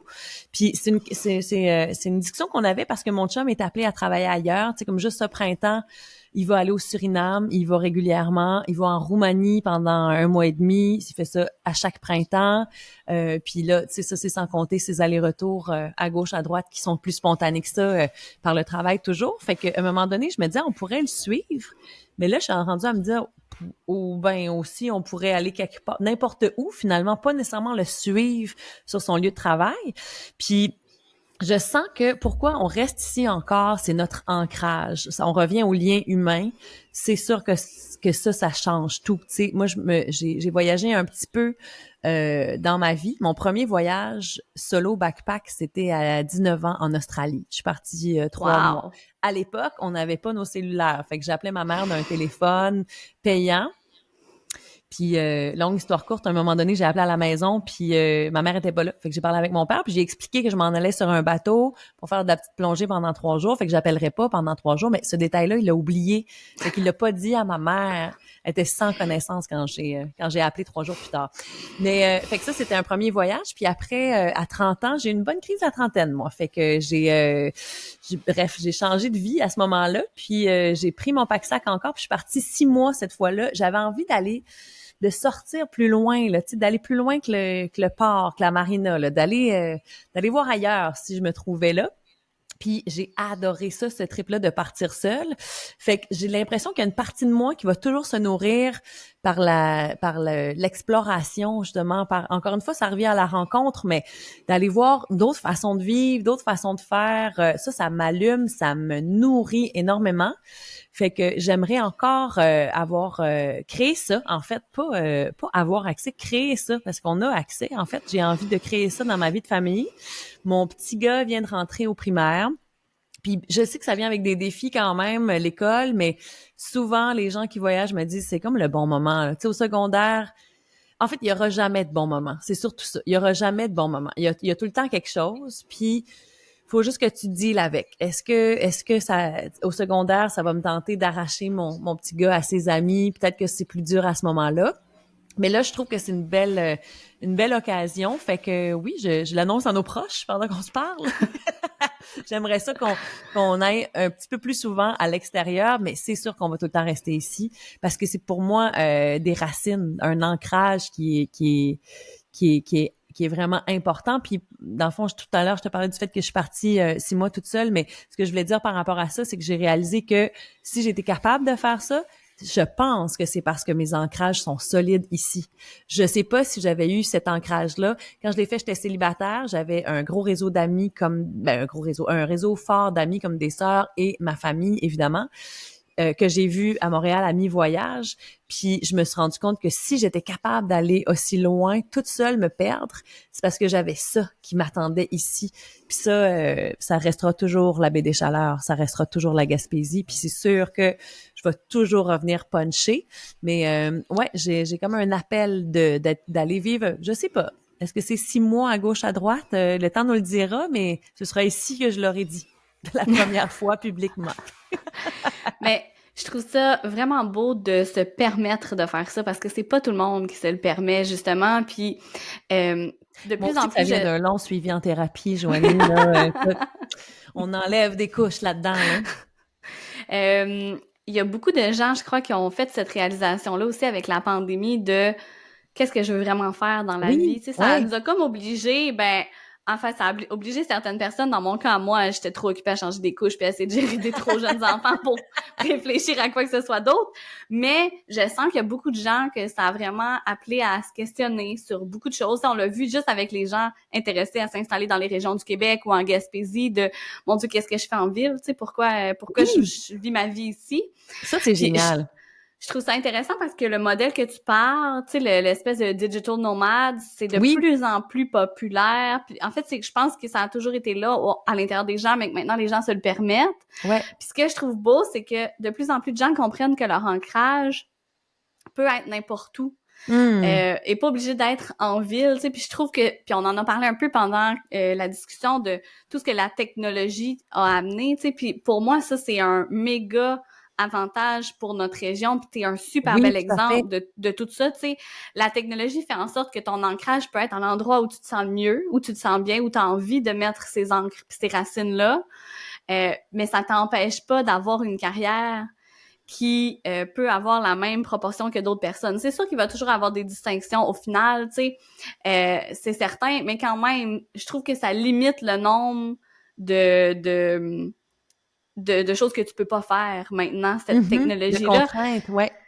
Fait que j'essaie d'être bienveillante aussi, mettons, quand je pense à la Joanie que j'étais quand j'étais ado, puis qui me disait, oh, j'aurais pas de carrière, mettons, en communication, en Gaspésie, Hmm. ben c'est sûr que les technologies ont tellement évolué depuis, juste avec l'arrivée des réseaux sociaux.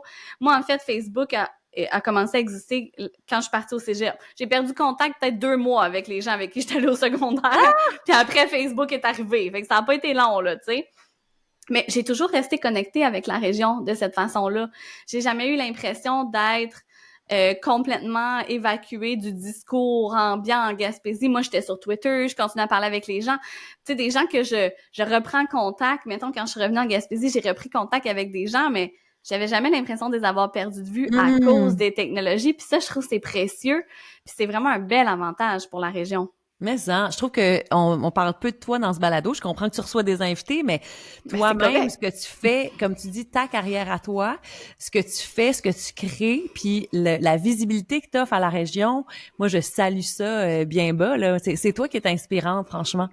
Ben là, c'est très gentil, mais effectivement, je reçois des invités, pas nécessairement pour parler de moi, mais en même temps, je pense qu'il y a plein d'expériences qui font écho, tu sais. Oui, ben oui. C'est pour ça, je pense qu'on connecte bien quand on parle, c'est qu'on a des réalités similaires à plein Mhm. d'égards dans nos différentes carrières respectives dans le domaine des communications. Puis c'est beau, moi je trouve ça beau de voir ça, puis je trouve ça important de mettre ça de l'avant aussi, tu sais, puis encore plus quand c'est des femmes, là, tu sais, clairement, je le sais que j'ai cette volonté aussi de faire rayonner les femmes qui font des choses incroyables dans la région, là. Moi aussi, on dirait que je réalise, j'ai plusieurs amis en fait qui sont entrepreneurs. Finalement, je sais pas pour toi d'ailleurs le mot entrepreneur. Je réalise que dans justement ma fameuse consultation avec un conseiller d'orientation, il y avait un test à l'époque. Je serais curieuse de refaire ce test-là. J'ai vu le neuropsy Guillaume Dulude offrir un test de personnalité gratuit. Là, je sais pas si ça le sera quand le balado sera diffusé, mais en tout cas, c'est le genre d'affaires que je trouve intéressantes des fois pour ok, mieux se regarder puis savoir qu'est-ce qui nous intéresse, puis en tout cas faire des choix conséquents.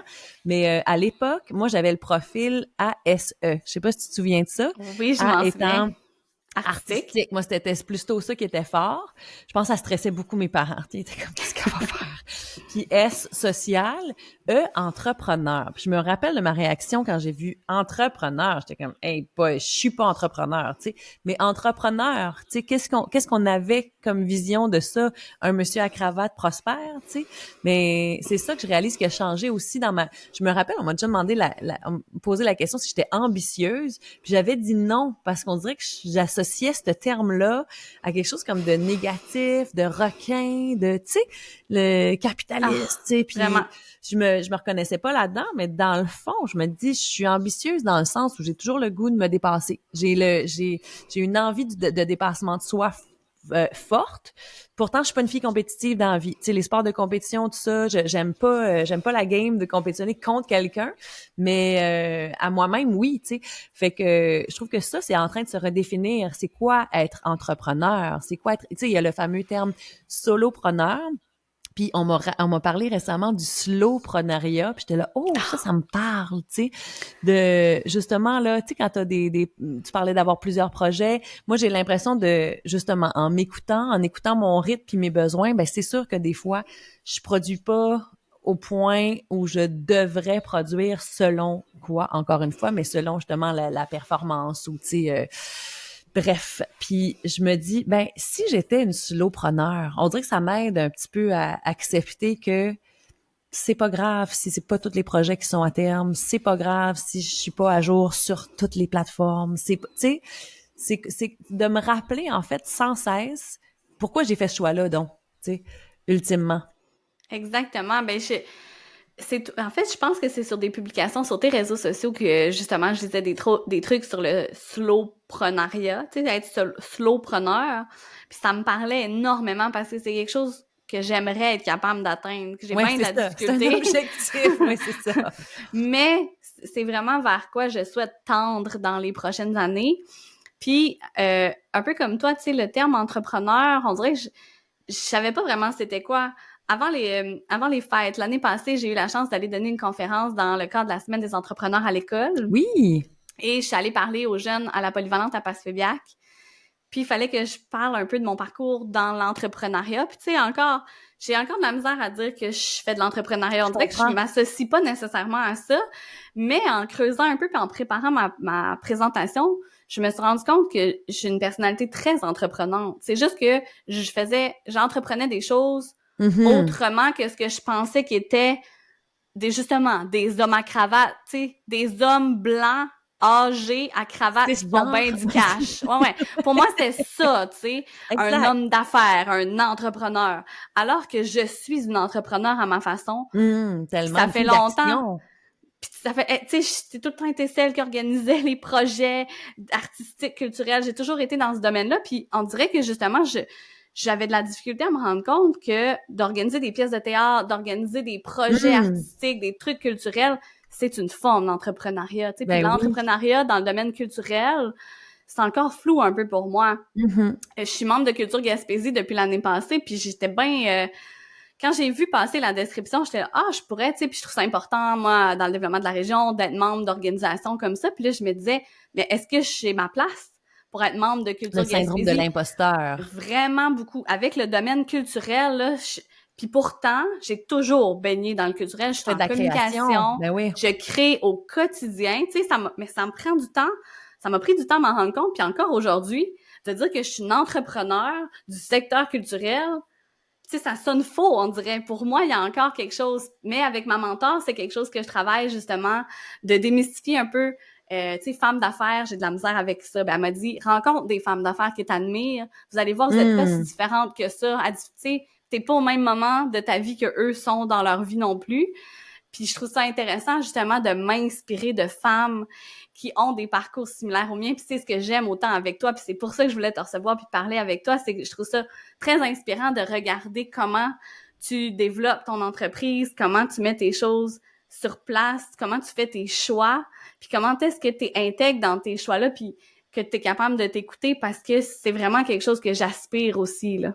Hey, mais ça me touche. Merci de me dire ça. On dirait que je me dis, à partir de moi, là, tu sais, comme on dirait qu'on n'est jamais rendu là où on aspire à être, mais j'aime beaucoup les phrases qui disent dis-moi qui tu admires, je te dirai qu'est-ce que tu deviens ou qu'est-ce que tu souhaites devenir. Puis je me rends compte, j'ai envie de te retourner le compliment. Puis c'est vrai que j'ai fait différentes formations par le passé, Femme Leader entre autres, l'Institut du leadership qui est basé à Montréal, mais c'est la Chambre de commerce et d'industrie Baie des Chaleurs qui offrait ça. On était une super belle cohorte de femmes, principalement de la baie. Il y avait des filles aussi de l'extérieur de la région qui s'étaient greffées. Puis on a fait en fait une cohorte en Zoom, disons, pendant quelques semaines, mais on s'est vu une seule fois à la microbrasserie à Bonaventure, la Belle Aventure. Puis juste cette fois-là, c'était tellement riche en échange, ça avait pas rapport. Là. Tu sais, il y a eu plein d'idées. Tu sais, on parlait comme en petits groupes. Puis un moment donné, hey, as-tu pensé à faire ça? Waouh, quelle belle idée! Tu sais, fait que je suis sûre que la plupart des entrepreneurs sont repartis de là, chargés à bloc en énergie d'avoir échangé, puis des idées des autres, le fameux co-développement. Là, on revient tout le temps au même thème. Qu'est-ce que je te dis? Je suis comme obsédée par ça. La C'est vraiment ce qui communauté. me passionne, la communauté. Puis il y a aussi, je trouve que je sais pas pour toi, mais j'ai souvent entendu parler de cette rivalité féminine-là, dans laquelle je trouve des fois on a essayé de nous mettre là. Tu sais, moi je, je, je la sens pas là. Tu sais, je trouve que les femmes, comme tu dis, un peu comme dans la communauté est derrière. Tu sais, il y a quelque chose de beau là, de la sororité. C'est un mot que je trouve lettre par exemple en français, mais le sisterhood, c'est comme si on dit ça. Sisterhood, ouais. Il y a quelque chose que je sens vraiment. Moi, je suis fille unique, puis on dirait que il y a quelque chose que j'apprivoise ah oui, de sentir. J'ai des amis qui sont comme des sœurs, mais là de sentir que des femmes qui ont un cheminement similaire. C'est pas la même chose. On a toutes des parcours uniques, mais qui ont fait les mêmes choix. Souvent, on a des valeurs qui se ressemblent, puis je trouve ça vraiment précieux en fait. Tu sais, je trouve que au-delà du partenariat d'affaires, il y a comme vraiment quelque chose qui ressemble plus à de l'amitié qui se crée. Puis ça, je trouve ça vraiment riche. Oh mon Dieu, je trouve c'est vraiment quelque chose qui me parle ce que tu dis parce que c'est une réflexion que je me fais plus j'avance dans la trentaine, plus je me rends compte que cette sororité-là, c'est important, c'est quelque chose que je veux nourrir, c'est quelque chose que je trouve inspirant. Puis avec le temps, je me suis rendu compte que d'encourager les gens à réussir, ça nuisait pas à mon propre succès. C'est ça. De comprendre ça, ben moi je suis la plus grande cheerleader, tu sais, je trouve ça important d'encourager les gens que j'admire à réussir, mais ça parle toujours de soi, tu l'as dit, toute part de nous. Fait que je pense que des fois quand on présente cette rivalité là, ça peut venir justement de soi, ou des fois on n'est pas nécessairement à des endroits qu'on voudrait être dans nos vies, où c'est plus difficile de voir comment est-ce que une personne qui rayonne, qui réussit, c'est pas une menace à notre propre réussite, au contraire, parce que on est toujours plus fort en rayonnant puis en réussissant en groupe ou ensemble. Puis ça, c'est très présent. Ben, ça revient à l'esprit de communauté de la région, encore une fois. Mais tu vois, on dirait que j'ai le goût de ne pas juger cette posture-là, mettons peut-être d'envie, parce que je me rends compte que, bon, là on tombe dans un sujet, mais je vais dire, je suis féministe, c'est-à-dire je suis pour les droits égalitaires. Tu sais, je veux que tout le monde ait les mêmes chances, les mêmes accès. Puis ça veut pas dire abat les hommes là, tu sais, c'est vraiment pas ça. Là. Je sais que tu me saisis, mais je trouve que des fois il y a comme des nuances qui sont pas là tout le temps là, tu sais, absolument pas. Mais plus vraiment pour l'égalité. C'est ça, des chances. Puis je réalise que le système dans lequel on évolue depuis déjà très longtemps fait en sorte que déjà les femmes ont des bâtons dans les roues pour se partir en affaires, pour avoir confiance en elles. Tu sais, on en parle de plus en plus. Je suis sûre que tu te nourris à peu près des mêmes sources que moi là-dessus. Tu sais, mettons. Une femme, apparemment, là, statistiquement, va pas postuler pour une job si elle a pas 100% des qualifications requises, tandis qu'un homme va y aller à 60-70% parce qu'il fait confiance qu'il va apprendre le reste de ces qualifications-là sur le tas, tu sais. Mais pourtant, récemment, j'ai lu quelque chose qui disait on va arriver à une société égalitaire quand une femme incompétente va être en poste de dirigeante, tu sais, parce qu'il y en a des gars incompétents, tu sais, puis ça, on n'est pas là. Fait que tu sais, je comprends aussi que on part de loin, tu sais, puis ça dépend du cheminement de chacune. Fait que je comprends que des fois, absolument, voir l'autre rayonner, ça fait juste te mettre d'en face que est-ce que t'es pas là, tu sais, mais je pense que c'est confrontant. C'est confrontant, tu sais, mais dans toutes les situations, je me rappelle dans ma trentaine, je me suis séparée, puis Roch Harvey, qui a été mon collègue co-animateur pendant plusieurs années et que j'aime beaucoup, me disait, tu sais, c'est pas compliqué, là, dans le fond, quand quelqu'un fait un move, sort du rang, ben il y a ceux qui le regardent puis qui sont comme stick, ouais, ça se peut faire ça. Fait que si tu l'as pas fait, mettons, ça te met d'en face que toi aussi là, il y a quelque chose qui vibre, que t'es peut-être pas super bien dans ta situation X, mais que tu bouges pas, que tu tolères ça.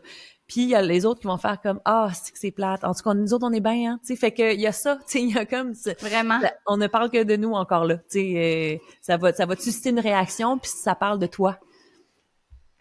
Ben, je trouve ça hyper intéressant ce que tu amènes, puis c'est intéressant de le réfléchir justement dans le domaine de l'entrepreneuriat parce que je trouve ça, je trouve que ça s'applique bien en fait parce que quand on voit des gens faire des choses plus différentes ou qui sortent du lot, quand ce sont des femmes, entre autres en entrepreneuriat, c'est pas tout le monde qui a la même réaction, je crois, puis mais je pense que ça s'améliore justement parce que les gens sont plus conscients de tout ça, puis sont plus conscients de leur propre biais, justement, puis tu sais, même si ça vient te challenger, même si c'est confrontant, je pense que les gens sont en train de cheminer puis comprendre que on peut aller au-delà de ça des fois, là. Ouais, tout à fait. J'ai envie de citer Marie-Lou Levasseur, qui est une graphiste de talent, de bonne aventure. Moi, quand je me suis partie à mon compte, je me suis dit, bon, OK, la base, c'est quoi? Ça me prend un portfolio, comme on dit dans le jargon, donc un site web, finalement, pour mettre mon démo, pour que je sois, tous des termes que tu connais mieux que moi, mais répertorié sur les différents moteurs de recherche. Tu sais que quand quelqu'un cherche une narratrice, une voix francophone, ben, qui tombe sur moi quelque part là-dedans. Puis elle m'a vraiment aidée, là, pour vrai, ça a été vraiment une super de belle base pour me lancer, un beau tremplin. Puis on a eu des rencontres, évidemment, en amont de ça, puis elle me disait, mais elle disait, c'est comme une responsabilité d'être toi-même parce que c'est comme une clé, tu permets à d'autres d'être eux-mêmes. Tu sais, il y a d'autres mondes qui te regardent, qui sont comme, aïe, aïe, hey, je peux être moi-même, moi aussi, tu sais. Puis je trouve qu'il y a ça, elle me disait surtout en Gaspésie où les modèles diversifiés sont peut-être moins nombreux. Oui, ça s'améliore comme tu dis, mais tu sais, c'est important que chacun soit soi-même justement pour dire à l'autre, hey, c'est correct, sors là ta paillette ou peu importe ce que tu préfères, tu sais, c'est correct, il y a de la place pour tout, tu sais, mais de se dimmer, comme j'aime dire en anglais, mais tu sais, de baisser sa lumière pour fitter. Ça, c'est quelque chose, je pense qu'on a tous fait, à un moment donné ou un autre. Des fois, c'est un mécanisme de défense, c'est de la survie. Absolument. Mais justement, en évoluant dans le temps, en âge, tu fais comme, hey, on revient au début de notre jazzette, mais tu sais, no bullshit, il y a plus de place, j'ai plus de temps à perdre, j'ai plus d'énergie à mettre là-dedans. Fait que soyons nous-mêmes, puis permettons peut-être par la bande à certaines autres personnes d'oser être elles-mêmes, tu sais. On est des êtres, des coachs spirituels, quelque part dans tout ça. Mais j'adore ce partage-là de Marie-Lou, qu'on salue d'ailleurs, que je connais bien aussi. Puis je trouve ça beau, je trouve justement que c'est dans ces partages-là qu'on sent cet esprit de ce sisterhood-là, justement. Ouais. Puis, tu sais, moi, quand je suis revenue, j'ai des personnes comme Annie Chénier, que tu connais probablement Oui. aussi, qui m'ont encouragée. J'ai une Édith Jolicoeur qui a pris du temps pour me rencontrer, de Hmm. partager avec moi ses expériences, ses connaissances, tu sais, de vraiment très généreux. Puis c'est quelque chose que j'essaie de faire moi aussi avec d'autres personnes qui se lancent parce que on s'entraide tout entre nous, puis on est toutes gagnantes au final, vraiment. Tout à fait. Tu dis ça, puis j'ai justement quelqu'un qui vient me voir tantôt, puis qui voulait avoir des cues pour comprendre un petit peu cet univers-là de la narration.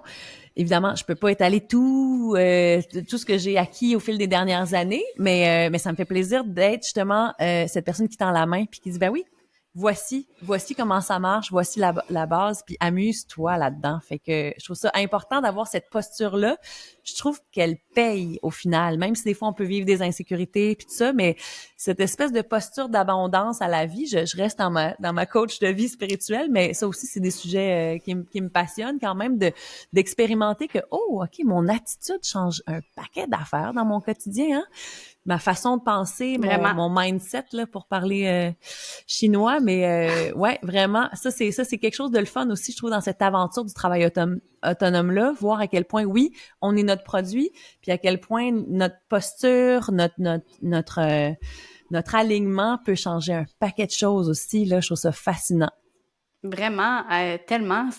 En fait, on le dit plein de fois, là, mais tu sais, ça part toujours de ce qu'on est capable de mettre en place pour nous aussi, là, Se permettre, comme tu se disais. permettre justement. Puis je trouve qu'il y a vraiment des améliorations, mais il y a encore, tu sais, du travail à faire par rapport à ça parce que surtout quand on est une femme, j'ai l'impression, même des fois quand moi, en étant maman, tu sais, il y a des choses, on dirait, je me permets pas des fois parce que j'ai comme plein d'autres chapeaux. Mais après ça, c'est comme se donner le temps aussi, donner le temps au temps, là. Tu sais, mes enfants, ils vont vieillir, je vais pouvoir Oui, avoir c'est plus de ça. temps. Il y a tout ça aussi. On est dans une société tellement, tu sais, dans l'instantanéité. C'est comme s'il faudrait que tout soit là, alors que Ouais. des fois, c'est correct de cultiver des choses. Ah, c'est beau ça. Puis je retiens ça parce que je suis vraiment pas de nature patiente, là. C'est Ah, moi vraiment non plus. pas mon. La maternité, je trouve, nous amène à cultiver ça justement.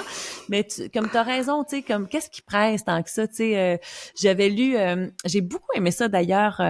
J'allais dire Léa Streliski, mais c'est sa sœur, non, Alexandra Streliski. Alexandra, c'est la pianiste, c'est ça. Léa, c'est Oui, l'autrice, c'est ça. oui. L'autrice slash humoriste. Elle a fait un livre qui s'appelle La vie n'est pas une course. Je sais pas si t'as entendu parler de ça. Je sais que tu lis beaucoup. Eh non, ben ça m'intéresse. C'est court. Moi, je suis très livre audio. Peut-être parce que j'aspire, je lance ça dans l'univers. J'aimerais ça narrer mon premier livre audio bientôt, mais j'ai pas accès à ces auditions-là pour le moment. Mais en tout cas, en fait, c'est parce que j'aime lire. J'ai une énorme curiosité, mais je lis trop lentement. Tu sais, je lis le soir avant de me coucher, puis j'arrive pas à venir au bout des livres. Tu sais, en tout cas, tu vas peut-être me donner des trucs de lecture là-dessus. Puis bref, je les écoute en audio. Fait que ce livre-là, je l'ai écouté par une belle journée d'été. C'était 1 heure et demie, je pense, d'écoute audio. C'était tellement intéressant. Puis c'est ça, elle explique dans le fond tout le système dans lequel on est, mais tellement clairement, puis avec une ironie savoureuse. En tout cas, c'est bien livré, puis ça nous explique que, hey, on s'en va où comme ça, là, tu sais. C'est ça, tu sais, revenons à ce qu'on a, puis ce qu'on a, c'est maintenant. Fait que voilà. Enfin, c'est pour deux filles pleines de projets puis impatientes. C'est un rappel quasi quotidien de savourer ce qui est aujourd'hui. Absolument, puis définitivement qu'avoir des enfants, moi, ça m'a appris à profiter du maintenant parce que, tu sais, ma Ils fille, sont elle a même pas là-dedans. encore, ben, elle a pas conscience du temps encore, là. Fait que c'est difficile d'être ailleurs quand tu maîtrises pas la notion du temps. Puis, mais c'est effectivement quelque chose à cultiver quand on a autant d'idées bouillonnantes qu'on peut avoir. On pourrait parler là pendant des Ah, heures. Moi, en tout cas, oui, moi, je je pourrais sais. parler pendant des heures avec toi. On dirait qu'on vient J'ai de en- plonger. J'ai quelques petites questions express pour Oui, terminer OK, notre discussion. excitant. Quelle est ton expression gaspésienne préférée? Aïe, aïe, bonne Si t'en as question. une. J'en ai-tu une? Qu'est-ce que je dis souvent? On dirait que c'est une balle courbe. J'ai comme rien qui me vient en tête. Une Ben, expression. ça se peut qu'on en utilise, des fois, on n'en Je utilise pas pense que tant. c'est le terme carré, comme je disais tantôt, là, tu sais, carre pas de ça. Mais tu sais, le fameux carré, là, que que je me suis approprié, puis je suis pas capable d'utiliser le terme français. Ça serait ça, je pense, j'utiliserais. Et c'est quoi ta commande au Dixili? Ah, dans le temps, il y avait comme un Mac poulet, genre, mais version Dixili, puis là, il l'a plus. C'était ça, Ah, ma commande, bref. Mais sinon, ça se peut que ce soit croquette finie poutine, fromage en râpé, fromage râpé. Moi, je me fais souvent juger, ben là, oui. Mais non, mais mais je reste debout. Je reste debout avec le fromage râpé. Je trouve que c'est vraiment meilleur que le fromage en grains, à mon avis. Puis ben le la sauce Bergeron à Bonaventure, tu sais, c'est un Ah, ben oui, incontournable mais avec c'est la poutine de ça. fromage râpé, là. Ben c'est ça, je pense que puis c'est drôle parce que dans le bagage, dans le patrimoine acadien, tu sais, on vient de la baie, donc on a Oui. du sang acadien en nous. Mais il y a le fameux mets poutine râpée, mais c'est pas en tout ça là, tu sais, c'est vraiment pas la poutine avec du fromage râpé. Mais Non. étrangement, à Bonaventure, qui est un fief acadien, la poutine se mange avec du fromage râpé, puis c'est pas autrement. Tu sais, essayez pas de me convaincre là. Il est frais dans le milieu, ton petit fromage quick là. Non, j'aime pas ça. L'été passé, je suis allée au Bergeron, puis ils ont commencé à offrir du fromage en grains. Ah oui, Puis, ok. tu le vois, les gens qui sont de Bonaventure ou qui sont en visite, parce que les gens de Bonaventure, ils vont prendre du fromage râpé parce qu'ils sont Oui, habitués, que c'est c'est ça, ça le hein? classique chez Bergeron. Puis, moi, la dernière fois, tu sais, mon chum, il me pose la question, puis là, dans ma tête, c'était du fromage râpé, puis il me dit, ben là, ça suffit le jugement. Tu sais, c'était tellement une évidence que moi, c'était comme, De rouler des yeux, là, genre, tu oui. sais, pourquoi du fromage en grains ici, là, c'est normal. Si tu veux goûter Est-ce à que, l'expérience d'ici, tu sais, tu vas ben prendre le oui, fromage râpé, là, tu sais. et voilà, tout simplement. Est-ce que tu as une plage préférée en Gaspésie? Ah, j'en ai plusieurs. As-tu déjà lu le livre de José Kaltenbach, Plage et Non, crève de mais Gaspésie? il est sur ma liste Ah ouais, d'acquisitions à ah faire. ouais. J'ai eu la chance de la rencontrer pour un balado que j'animais justement pour Place aux Jeunes l'année d'avant. Puis on est allé à une plage Anderson. J'ai trouvé ça magnifique. Je trouve que chaque plage a sa personnalité. Fait que je trouve ça dur de choisir. Mais la plage à laquelle je vais le plus souvent, c'est la plage de l'île ici à Saint-Simeon. Je pointe, c'est comme si tu voyais. Oui. Mais Mais oui, je vois où elle est. C'est ça. C'est vraiment pas loin de chez moi. Puis justement, l'année passée, quand mon petit allait à la garderie, des fois, on faisait juste arrêter là en fin de journée, quand même assez souvent. On pouvait improviser ça avec des amis, là, tu sais, un petit mémo vraiment sur le fly à une chum. Hey, on pique-nique ici ce soir si jamais vous voulez vous joindre à nous autres. Puis ça fait tellement toute la différence dans ta journée, là. C'est une journée de travail, mais tu te couches le soir avec le feeling d'avoir eu une journée de congé parce que tu as passé 2-3 heures sur le bord de cette plage-là qui est magnifique. Le sable est beau, il y a des jeux pour les enfants, il y a comme différentes options, là. En tout cas, je l'adore. Vraiment chanceuse de rester près de cette plage-là. T'es effectivement vraiment chanceuse. C'est une de mes plages préférées, la plage de l'île. Tu sais, j'ai une partie de ma famille, toute la famille de ma mère qui est à Saint-Siméon. Fait que moi, la plage de Saint-Siméon, c'est le tournoi de pêche. Ah oui! Tu sais, c'est les souvenirs de jeunesse associés à ça. Puis mes enfants, ils adorent cette plage-là aujourd'hui. On y va souvent, nous aussi. Bon. Parce qu'elle est sur la route de la garderie. Ensemble. J'aimerais vraiment ça. On continue notre jasette sur cette plage-là dans un mode 5 à 7 avec enfants. C'est ça, la Gaspésie. C'est ça qui est merveilleux. C'est ça, la Gaspésie. C'est vrai. Puis en terminant, est-ce que tu as un incontournable en Gaspésie? Une chose à voir ou à faire? Peu importe l'incontournable. J'en ai plusieurs. C'est sûr que, tu sais, quand les gens... parce que, par exemple, dans mon travail, je collabore avec un producteur de Détroit. C'est lui le premier qui m'a embauché. Puis on est devenus amis, en fait, vraiment un beau cœur d'humain, un francophile, un gars de Détroit. Il y a un gros bastion. Historiquement, là, il y a beaucoup de Québécois qui ont construit la ville de Détroit, qui l'ont créé. Fait que lui, bref, s'intéresse il y a un livre de biz là-dessus, d'ailleurs, très intéressant. Lui s'intéresse au français, puis ça fait 2 fois qu'il vient ici. Je lui prête ma maison. Nous autres, on s'en va faire du camping pendant ce temps-là. Puis c'est sûr que j'ai pas le choix de l'amener faire la descente de la rivière Bonaventure. C'est comme un super cliché pour nous, mais en même temps, quelqu'un qui a jamais fait de canot, de kayak ou de paddle, ou qui a jamais eu accès à cette rivière-là limpide, c'est une rivière à saumon, sa couleur est émeraude, c'est un joyau hallucinant. Comme tu dis là, on commence à apprendre qu'il faut en prendre soin. Là, tu sais, on a été beaucoup à un moment donné à en profiter, mais c'est sûr que ça, c'est un grand classique.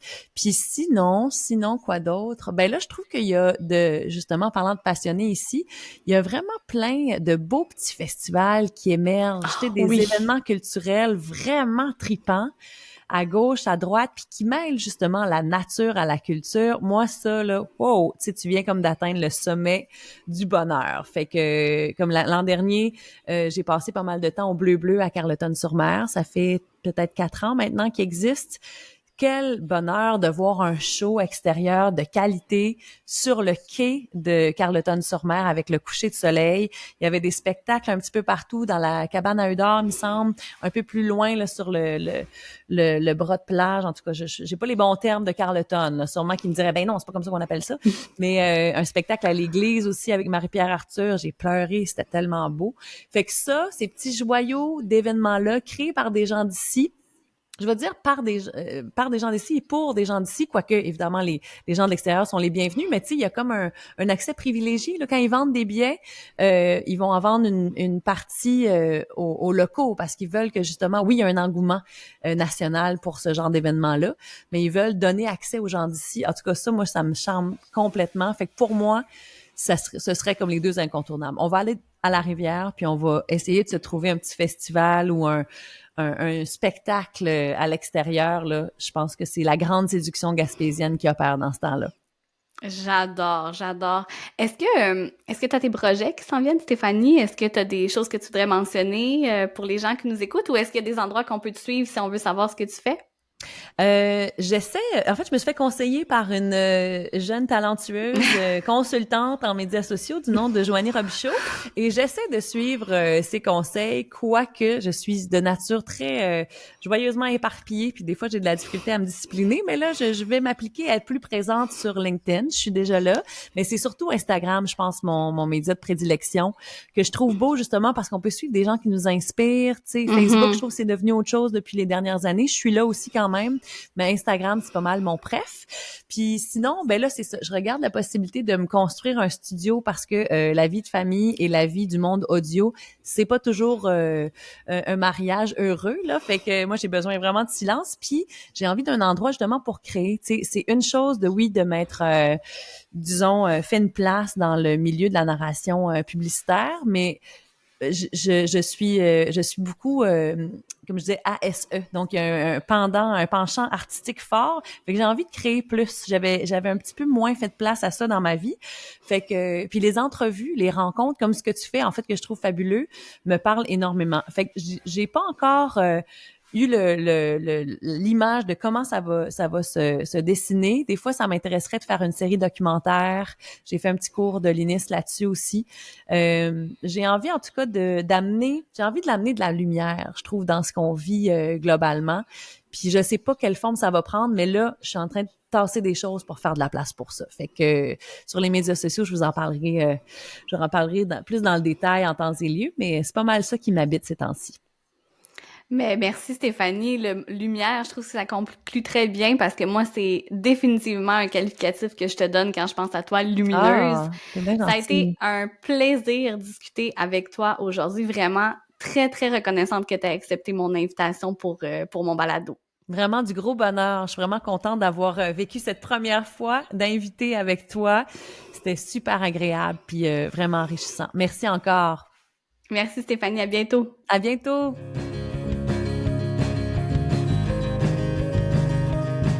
On est déjà rendu à la fin. Merci pour ton écoute. J'espère que tu as été inspiré par mon invité. Si tu as aimé ton expérience, n'hésite pas à me laisser un commentaire ou à partager l'épisode dans tes réseaux. Tu peux aussi me suivre un peu partout sur le web ou t'abonner au balado pour ne pas manquer le prochain épisode. À bientôt!